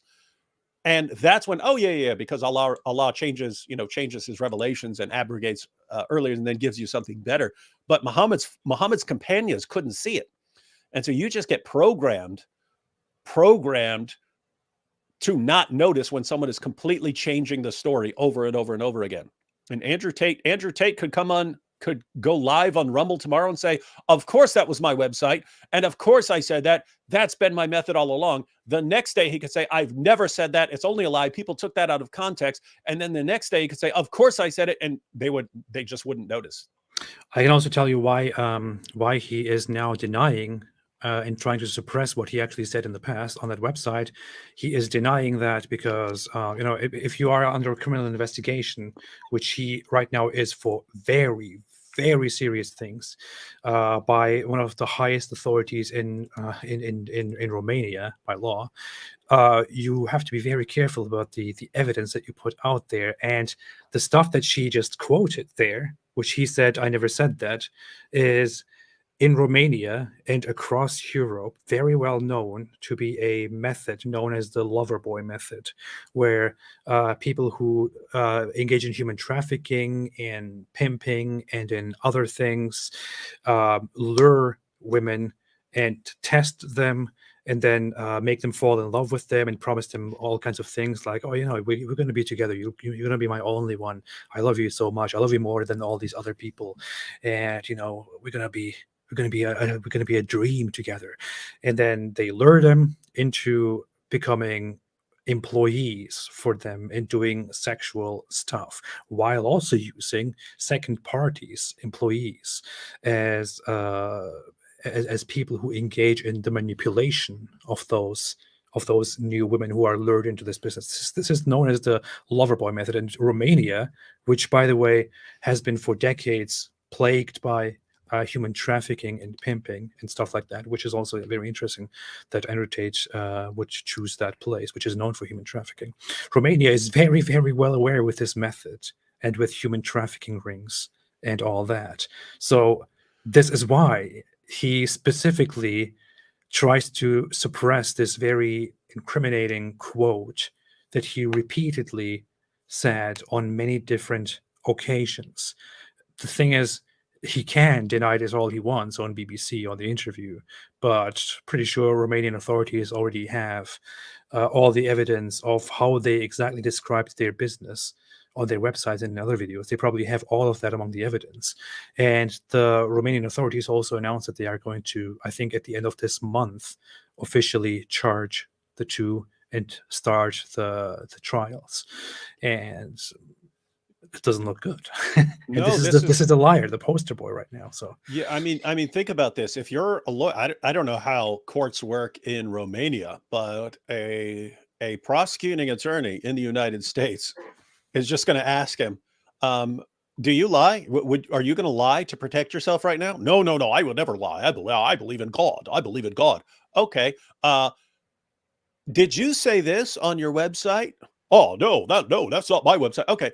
Here's another video of you saying that it is your website and that is your method. Were you lying here? And they're just going to keep again, here in the US, they would just keep playing clips.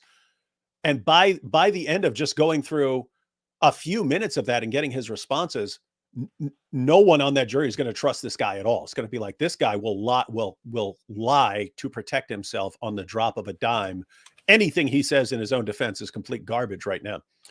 So that's that problem. As far as the lover boy method, just so people understand it, so you can explain it to others, all Andrew Tate did, he took a method that was a standard approach of pimps, actually, pimping prostitutes, and he just applied it to online webcam stuff. He used the exact same method. But there are pimps in major cities will find the train station where they know that girls run away, like girls who run away from the middle of nowhere, they'll run away and go to the city. They'll run away and go to the city. They'll run away from their parents and go to the city. So they have people like keeping an eyes on the train station to see when like a confused 14-year-old shows up and just looks lost in the city. And then it's, oh, hey, what's going on? Oh, do you need a place to stay? No problem. And what they'll do is they will treat her like a princess. They will treat her like a princess for a while. They'll get the girl to fall in love with the guy. He'll be having sex with her and so on. He will get her addicted to drugs. He will eventually get her to have sex with a friend. Oh yeah, have sex with it. Yeah. That's my friend. That's fine. And I own something. And then once that started, eventually you're a prostitute and you don't even know the transition. And any pimp could tell you exactly what the method is, but people don't know about it, so they fall for it.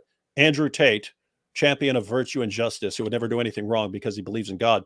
That was his entire method for getting rich, until he found out it was actually easier to convince a bunch of young guys that you're the champion of masculinity, and that was easier.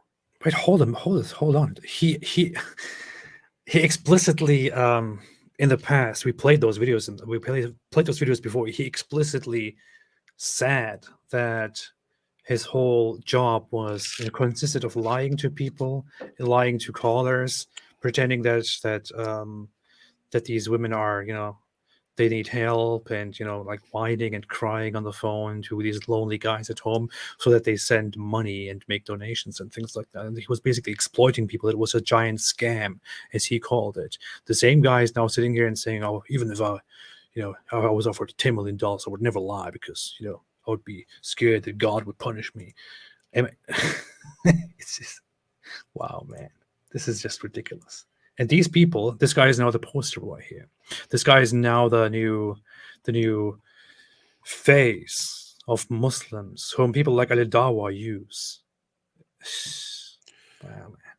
And think about it. I mean, I'm not. If someone has actually, if you've been a scumbag in your life, I mean, most of my friends have been total scumbags at some point in life.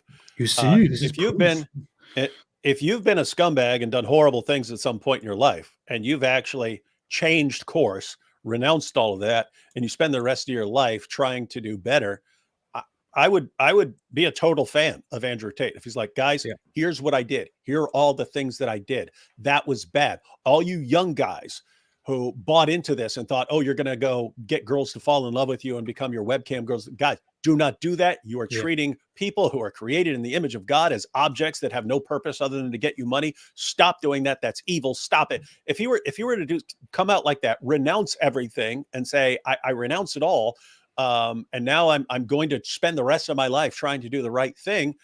I'd be like, awesome. I will cheer for you as you're doing this. All we ever get is, no, I never did that. I never said that, blah, blah, blah. Oh, that's taken out of context. And it's like, I can't take you seriously right now. I can't take you seriously. When you're saying that's your website and that's your method, that's not something that ripped out of context. Yes, there's a longer interview, but unless what you said right before that was, if I were lying right now, I would say that was my website and that was my method. And, you know, they cut off the fact that you're saying that you would be lying if you said that, unless that's it. It's very clear what you're claiming. It's very clear that you're claiming that's your website and that's your method. That's indisputable. If you have some context that shows that's not what you're really saying, by all means show that to us, but you can't, because it's obviously what you're saying. And yet he's saying, I never said that. That's never been my position. This guy's going to get if this goes to trial, this guy is going to get obliterated on stage, and he's too much of a narcissist. One tragic flaw that narcissists have: they believe they can take on the world. They believe that they can outsmart everyone. They believe that you can send all the prosecuting attorneys and everyone on there. I will talk my way out of it by my brilliance. And they're going to rip him to shreds, man. He's going to be destroyed, just like the scientific miracles in the Quran narrative, and just like the Quran's perfect preservation narrative. He is going to be destroyed just like that. Wow. But in court, he's just going to sit there and he'll say, "Wasn't me." Yeah, wasn't me. That should be. Is this you in this video? Wasn't me. This is you right here. Wasn't me. Oh, don't you know that the Matrix could do CGI? Have you seen the Flash movie? They do massive amounts of CGI. How do we know that that's not CGI? That's what he's going to be. That's what he's got to do, something like that. Like, what else can you say? All right, I think we're done with this. Nonsense. Right. Nonsense. Finally. So Muslims never again come with the scientific miracles of the Quran. Al-Dawah called it nonsense. Listen to him. I called it nonsense. Don't listen to me. David Wood called it nonsense. Don't listen to him. We are enemies of Islam. Listen to Al-Dawah. He said it is nonsense. Nonsense. Wrong reasons to believe in Islam. So please don't come with this anymore. It's garbage. Yeah. Jesse Branch said, why do Dari start reciting things in Arabic when... I already read this. Jesse Branch said, you want to break a Muslim? Ask it. I don't want to break this. No, I don't want to be violent. You want to break a Muslim? Ask him if Allah existed before creation. Yes. Then ask if he has always had his 99 names. Yes. Now ask him how Allah is called the creator before creation. What was he the king of? Well, I could say... I could respond to that honestly by saying that he is, by definition, the creator, because he's meant to create. And I would not see theologically and logically with that a huge problem. But I get your point. Yeah, same thing with the merciful. Who is he showing mercy to? And you would say, if you're a Muslim, well, even prior to creation, he knows from all eternity that he's going to create things that he will then be merciful to. But the idea the point that's raised as a criticism is, if he is eternally the merciful, then it's like he's not complete. He's not complete or can't quite exhibit his attributes without creation. And so he never has a chance to exhibit his, he can't exhibit his attributes if he doesn't create. And you actually have hadiths along those lines that if human beings didn't sin, then Allah would wipe us out so that we would sin and create people who would sin so that he could then be merciful towards them. But so that they would respond something like that. But yeah, I agree. You could say he is eternally something that he knows is only going to be fulfilled at some point. But it is good to bring it up to get people to start thinking about these things. Yeah. And Allah is also merciful because he's very merciful to pimps and stuff like that. So, and to Andrew Tate. Yeah. As long as you're popular. Yeah. Al-Dawah is Jihadi John confirmed. Messed up. I don't know what that was in reference to, but Jihadi John? He was that ISIS guy. Yeah, but I don't know why this. Yeah, I don't know. I mean, could you imagine Ali Dawah on the battlefield? Let's go kill these guys. Let's go behead these guys in the name of Allah. I'd be like, how do you stop from laughing at his orders? Shine Vamanzadigan said, Sahih Muslim 2277, Sunnah of Prophet Top G. Sneaker reported that Allah's Messenger Top G is saying, I recognize a Bugatti which used to pay me salutations before my advent as a prophet, and I recognize that even now. Powerful. My new favorite hadith. That is the reference to, what was that, the tree that was giving him, was greeting him. I do like the Sahih Bugatti. Sahih Bugatti. Yeah, that's good. Great Grand Imperial Ankab said, Ali Dawah looks like that ninja guy from the Caliphate. He even sounds and has mannerisms like him. Oh, I guess that's with the jihadi John reference or something like that. Maybe. Great Grand Imperial Ankab said again, search Ali's house for They're really going off on Ali Dawah being like, and if it were someone who are actually, you know, peaceful and non-violent, we'd be saying, hey, don't misrepresent it. But Ali Dawah is the guy who says he wants to be watching as they behead people like the apostate prophet. So, but what you could say is he doesn't believe in actually doing it right now. He believes in working towards a society where it will eventually be done. Yeah, to be fair, I mean, I would not want to misrepresent people Who like want to Ali kill you. Dawah and say that they would want to, you know, come out here and kill me right now. I would never do that. Especially if they want to kill me. Yeah, exactly, David. So I have to set this straight that he only wants me killed and watch and be happy about it and be proud about it in the future, in his ideal world. So let's not get this messed up here. Yeah, he wants to see the streets flowing with the blood of apostates, but he's But not actually, now. He's not actually doing it. So therefore, there's no reason at all to be concerned about him spreading his message. And if you oppose his message, which calls for the eventual mass execution of people like AP, you have to be a bigot and a racist, because there's no other explanation for why you would oppose what he's preaching. Obviously. Alhamdulillah. Stefan the Pellet said, I am in before Tate jumps ship and becomes China fanboy. China's actually better. So now I'm going to be an atheist communist. And I'm going to be Chinese. Imam is so, hey, this is you. Imam is so fat. Hey, they stole the we wanted that. We're gonna have Imam so fat. Get it, guys? Imam so fat and shake your booty. Yeah, working together as the two great imams. They stole it. Imam so fat said, or opposing each other. One's a Shia. Yeah, that would be funny. That would be good. Imam Sofat said, met hijab a week ago on my way to work, said he made me convert and to keep up the great work. Always happy to do my part in helping Islam implode on itself.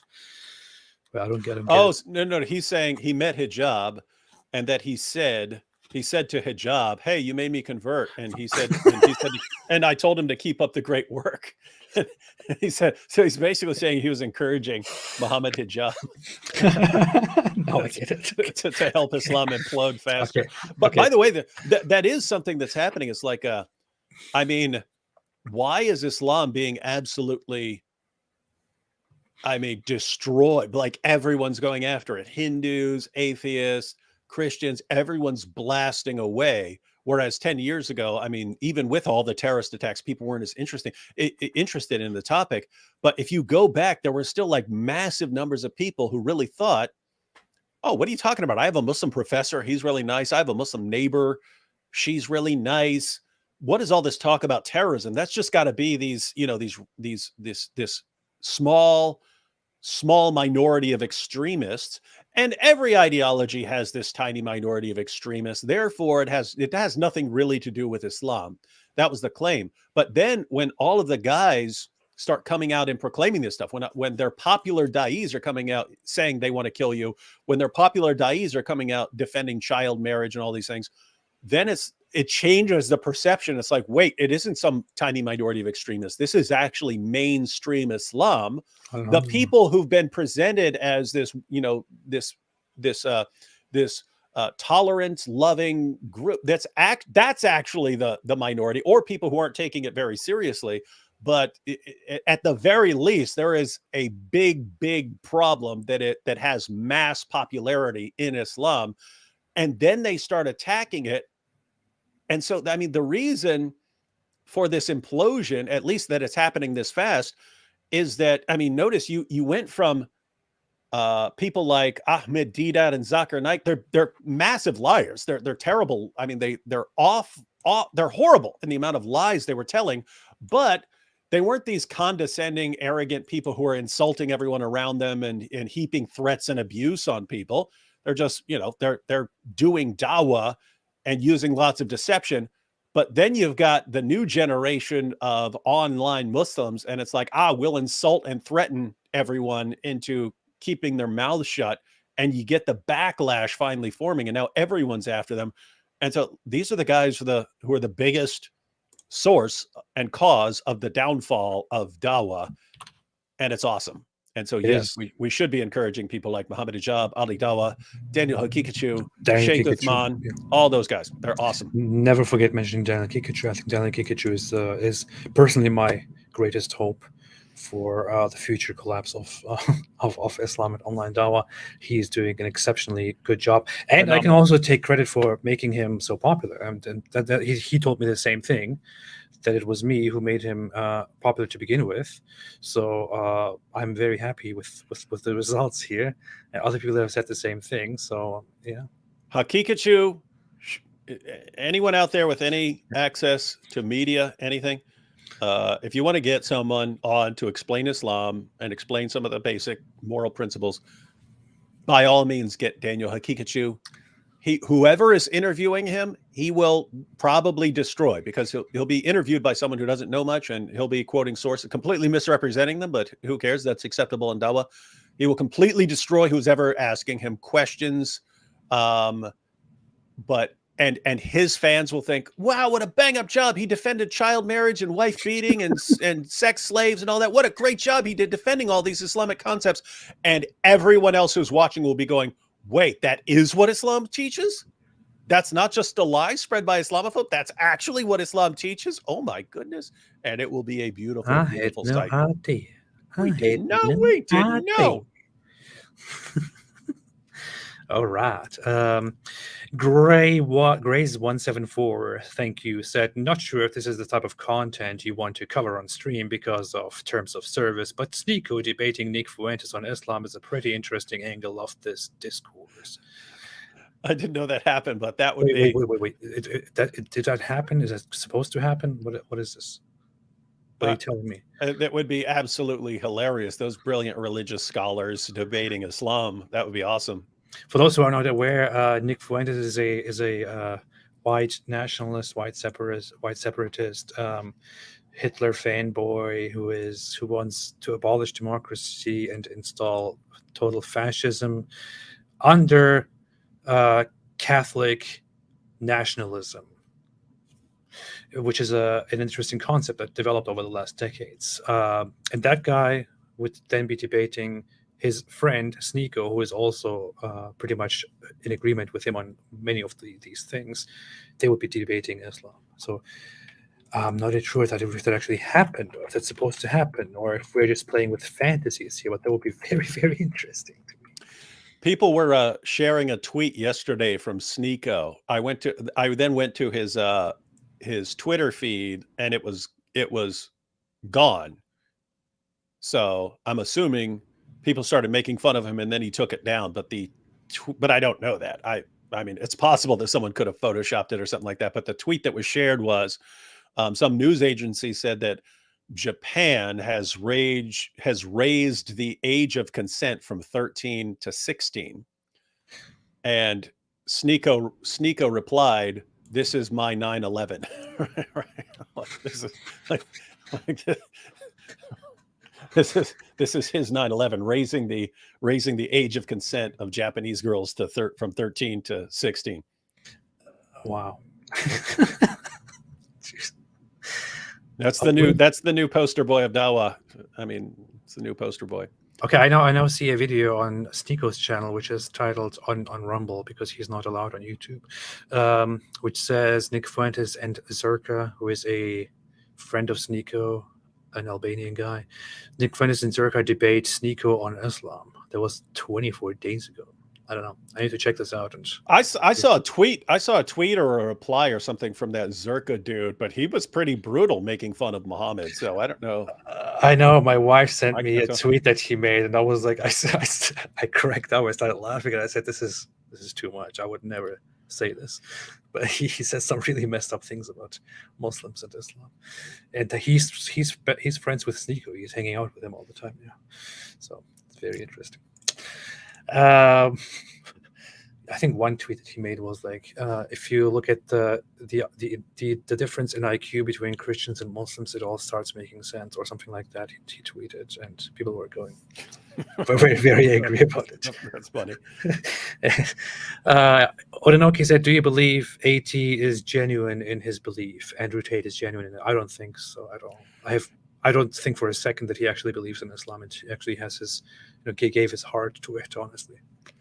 Yeah, I mean, I think if you just take what he says seriously, if you take his stock market comments and so on, his claim about the concept can save you and things like that, it looks like a combination of factors of him. Like, there may be elements of that, like, here are the things that I want a society to preserve, and Islam is going to do a better job of that. So I'm going to, invest in that, like I would invest in the stock market. And there also seems to be an element of, I know these guys are going to defend me no matter what. Atheists aren't going to do it. Christians aren't going to do it. There's only one group in the world that's going to be so excited about hearing that someone converted that they will give me a free pass on everything. There seems to be an element of that. And we don't know what goes on behind the scenes. You always could have people, hey, we'll give you $10 million if you convert and defend Islam. I don't know any of that. But, or it's possible that he's entirely sincere and just has some really stupid ideas about things. But if I had to bet in the stock market, I would bet that Andrew Tate is not actually genuine in his belief. And this stock is going to do very, very well. I mean, you can already tell by some of the things, like the whole publicity stunt, the whole carrying a Quran in open sight with him while he's being escorted by Romanian authorities, by Romanian law enforcement, and all that, posting pictures of himself with the Quran. It's I don't know, I don't see anything genuine there. Kitty said, "I love you guys. AP, please say Alhamdulillah." I'm saying it all the time. Alhamdulillah. Thank you. We love you too. Alhamdulillah. Yeah, because he praises. AP has already said he believes in Allah as a concept, so he can praise that concept. I am an atheist and an ex-Muslim, and I believe in Allah as a concept. Leon said, "Tate is the best thing to happen to Islam. Either they defend him and expose Islam completely, or defend him and expose Islam completely. Win-win." Yeah, well, that's fantastic, right? Thank you so much, Leon. I appreciate that. I think it is brilliant that he is actually a Muslim right now. It's brilliant. 1001011011010 said, "Alhamdulillah, thank you, and keep fighting for the truth concerning Islam. May Allah subhanahu wa ta'ala grant you Jannah and protect you from the hellfire." Thank you. We appreciate that very much. 12 Watch said, "Hey AP, I'm a Jew whose family comes from Uzbekistan and Tajikistan. What's your thoughts on the Talmud, and why are so many people so critical?" I think this is this looks like a trap, trying to get you to defend the Talmud and say some bad stuff. Or how familiar are you with the Talmud? Me, I am. I sat down. There was a website which is Sefaria, where they offer different translations and the original Hebrew text of the Talmud, and where there is a lot of commentary on it. I read quite a bit of the Talmud, different parts of it. Not like from beginning to end. Not in a I've only read the parts that are actually relevant. Like if something comes up, like passages of the Quran which were ripped off from the Talmud, I've read those parts and so on. Like Surah 5, verse 32, if anyone kills a man, it's as if he's killed all mankind, quote from the Talmud. And some of the other things that Dawah guys use, all my familiarity. But yeah, it's a collection of commentaries from people like rabbis and so on. And there's some horrible stuff in there. There's some good stuff in there.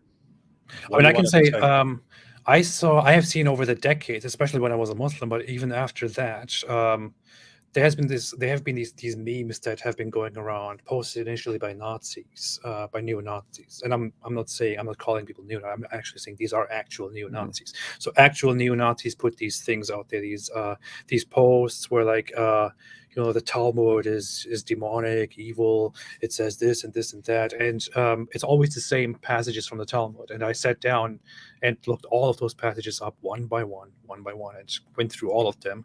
It turned out that some of the quotes were entirely made up, but some of the sources were entirely made up. Like such a book doesn't even exist in the Talmud. Others were taken completely out of context. Like the picture says, the Talmud says here that all non-Jews are animals, only Jews are humans. When you open it up and read it through, what it actually says is when the Torah says humans or people, what it refers to here in this case is the Jews, because this is about Jewish society, whereas in another part it specifically specifies non-Jews. Therefore, when it says humans here, we have to understand that this is a ruling only for Jews, and it doesn't say that only Jews are humans, the others are not. Yeah. But they take us out of context and post stuff like that. So most of it is complete garbage. While there are some things that are actually problematic, that I can say are problematic, in the Talmud, and I would find them really problematic, and I have an issue with those, obviously. But most of it is blown out of proportion. So I'm thinking of terms, and guys, at the end of the day, you simply, if a Dawah guy is saying what some source says, whether Islamic or non, you cannot trust that anymore. We are to a point in history you cannot trust anything these guys say. So I'm thinking in terms of like, you do have a commentator who claims that Rebecca was 3 when Isaac married her and stuff. So you have stuff like that. But at the end of the day, it's what one rabbi said. And you'll go to a different one and it'll say she was 10. You'll go to a different one and it'll say she's 14. So you can say, hey, this guy who gave the stupidest argument if you look at the guy, why the guy would conclude that she was 3 is like the dumbest thing anyone has ever claimed ever. But you do have stuff like that. And it's like, who's trying to apply that? I don't know anyone who's trying to apply that, who's trying to impose that on us, who's trying to subjugate the world and make everyone adhere to that. Very different with Islam. And so it's very weird because I hear pretty much every day, I'll say, hey, look, Islam defends child marriage, blah, blah. Why aren't you responding to the Talmud? I don't know. If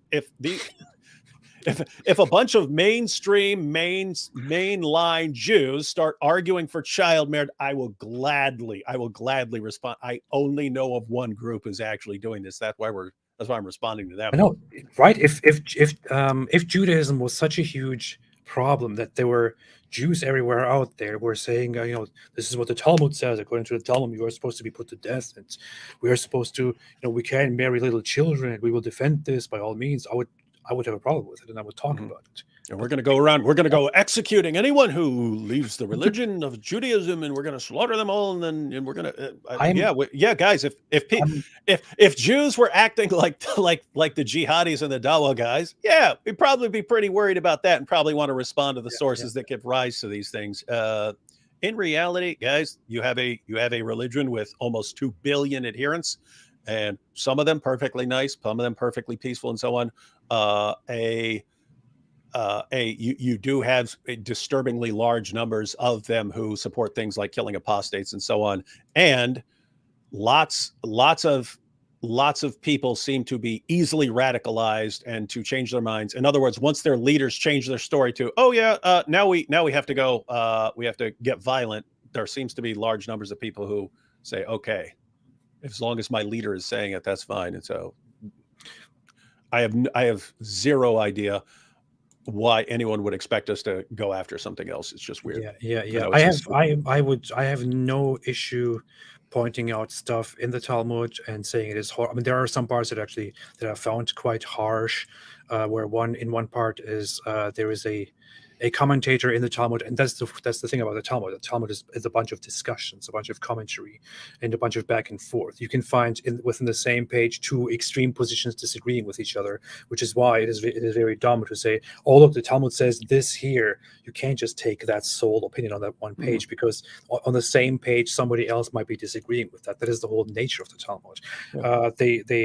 In Rabbinic Judaism, they study the Talmud and study what the previous scholars, what the previous rabbis have sat down and discussed, and how they went through these different topics and their understandings, which is why no rabbi today preaches that the Talmud is a book full of plain laws that you are supposed to read and then word for word adopt and preach. What they do is they sit down and they are supposed to, in a scholarly setting, study the Talmud and then take out, the teachings and the history and follow the Torah, which they consider the word of, the word of God, inspired by God, given to Moses.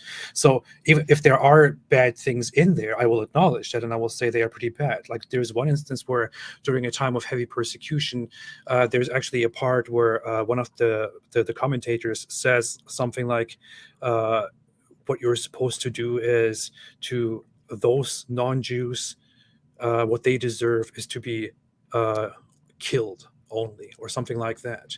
And when you read that, that sounds pretty messed up, right? Mm-hmm. But it is a commentary made during that time by a specific scholar in a time of persecution as a response to the things that are happening. Is it nice? Absolutely not. It sounds horrendous. It sounds terrible. Mm-hmm. But is it a ruling that Jews all believe in and that they adopt and that they spread? No, it's not. So I will point out the truth in it and completely object to people taking things out of context and telling us that we should look at it too. There's no point to it.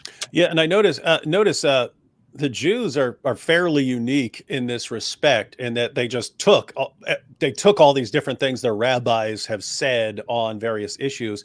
If everyone else were to do this, like if atheists were to do a compilation of everything atheists have ever said, and Christians were to do a compilation of everything every Christian pastor or Christian scholar has ever said, and Hindus were to do that with everything every Hindu scholar has said, you could very easily point out a lot of horrible things that people in bad situations, especially if people ended up where they're massively persecuted or something like this, they tend to, be enraged at whoever's persecuting them and so on. So guys, it's something that you could do with pretty much everyone. Why, in the name of common sense, does everyone keep bringing up the Talmud? And apart from people just having a problem with Jews, because they're controlling the world and the weather and the banking system in Hollywood. Oh boy. Anyway, enough of that. Yes, the Zerka one. Oh yeah, okay, I'll check it out. I'll have a look. I will see. I didn't watch it. I'm not very fond of watching those people, but I might have a look. It's just weird because again, it's like in the past we've had times when, hey, what are we going to talk about this weekend? Do we have anything important to talk about? And now it's like it's too much. We can't respond to it all. We could go live all day, all night, and we could not respond to everything that's going on. And now we have to think, okay, which one do we want to talk about now? Which one should we pick for this weekend? And there's too much. It's crazy. God Guy said, David, why don't more pastors talk about the 69 weeks prophecy in Daniel, which comes out to Palm Sunday when Jesus rides into Jerusalem, lowly on a donkey? I don't know. Am I the boss of all pastors? Yeah, obviously. That's why this comment is being made. So. No, I would say if you put it together in a tight form and show what Daniel says, when that would have started, when it was fulfilled, circulate that. I know other people have done that. Yeah, I've seen this in apologetics books and so on. But I don't know. Maybe lots of people aren't familiar with it. So. Good God Guy, maybe you should call the pastor customer service and bring this problem up and make a request for all pastors to do this. And yeah, that could end up very well. All right, with this out of the way, I think this is all we have for today. And with that, we want to say thank you all for watching.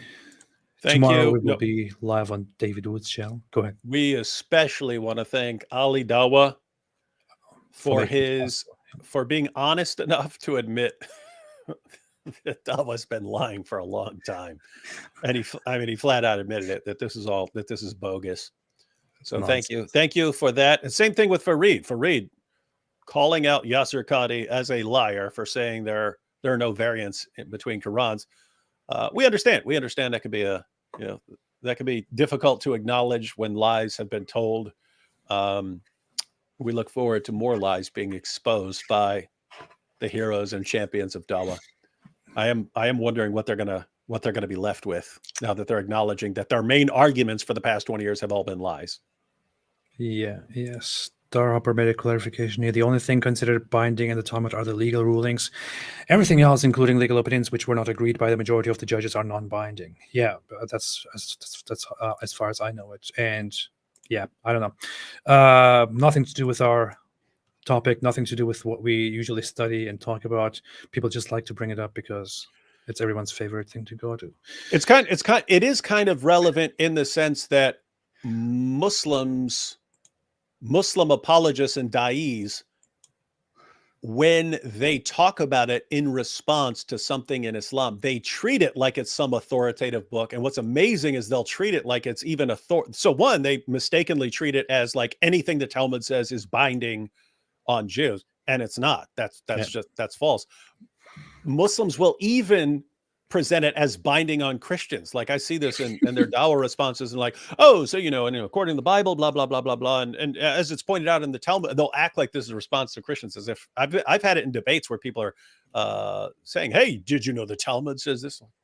What is your point? I mean, what's amazing is like you'll act like that's binding on your God, and your prophet quoted the Talmud way more than I did. So your God quotes it as if it's the Torah. Your prophet quoted the Talmud as if it's the Torah. And so it's weird to see them use that as a criticism. Yeah. And your God in the Quran takes a quote that is in the Talmud and says, "We said to the people of, to the Jews, do this and this." And when we bring it up, they think we are lying. But hey, it's Allah who is doing the plagiarizing here. He doesn't know. Checks T9 says, go ahead. Oh, I was just going to say, and notice it makes sense. If you are a 7th century caravan robber, and you hear a Jew quote the Torah, let's say eye for eye, tooth for tooth, or something like that. You hear that, and you hear a Jew say, if anyone kills a man, it's as if he's killed all mankind. Do you know the difference in where they're coming from? If you're 7th century Arabian caravan robber, no, you hear the Jews citing both, and you don't know the difference. So you then have them in your revelation as the word of Allah, and you don't know the difference. And yet anyone else would say, okay, one is actual Torah and one is a commentary by a rabbi, and you don't know the difference. That's because Allah doesn't. That's a problem. Allah doesn't. Allah makes mistakes, all right? Not everybody is perfect. Allah can make mistakes. That sounds like something Andrew Tater Sneaker would say. No, nobody's perfect. Nobody's perfect. Not even Allah, not Muhammad. My dear Ridwan, I hope you're seeing this comment. We soon hope that your good look-alike friend Shaky Booty would make a collaboration with Imam Icy. I think Imam Icy is Islam critiqued. I think he recently started a thing too. Shake Your Booty does look a lot like you, man. Like you guys might be cousins or something. I don't know. I don't see it. I don't really see it. People say that. People keep saying that. I don't really see it, but might be. I don't know. All right. With that said, thanks everybody for watching. Shout out to Ali Dawah for making this video possible and for providing us with content to talk about this week. And also thanks again to that one channel that brought it to my attention, which I mentioned at the very beginning, which I don't remember by name right now. Also, you can check out what's her name? That one Christian woman who keeps making videos for no reason. Oh yeah, LISL. Matter of fact, I'll go ahead and share the link to her video response to let me see if I can find it real quick. Yeah. LISO Elohim. She made a very nice video about this whole stuff with Ali Dawah as well, which is worth a watch. Go check that out. And one second, just for everyone here, sharing the link right now. And what are you sharing the link? Just shared it. Apologetics Roadshow shared the link to L's video if anyone wants to watch something afterwards. Yo, check that out. Yeah, check it out. Check out ISO Elohim made a very interesting video, but only listen to them when it comes to stuff about Islam. Otherwise, only stick to what I say on the nature of existence and the world and all that. And it looks like David is, for some reason, trying to say something. I don't know what he's trying to No, suppress no, here. I'm good. I'll just let you keep talking. And thanks, everyone. Have a fantastic day. And as always, wait a minute, where did the clip go? I thought you were going to play a clip of one of our Dawah friends. Yeah. Thanks, everyone, again. And as always, stay away from Islam. Stay away from Islam. You heard the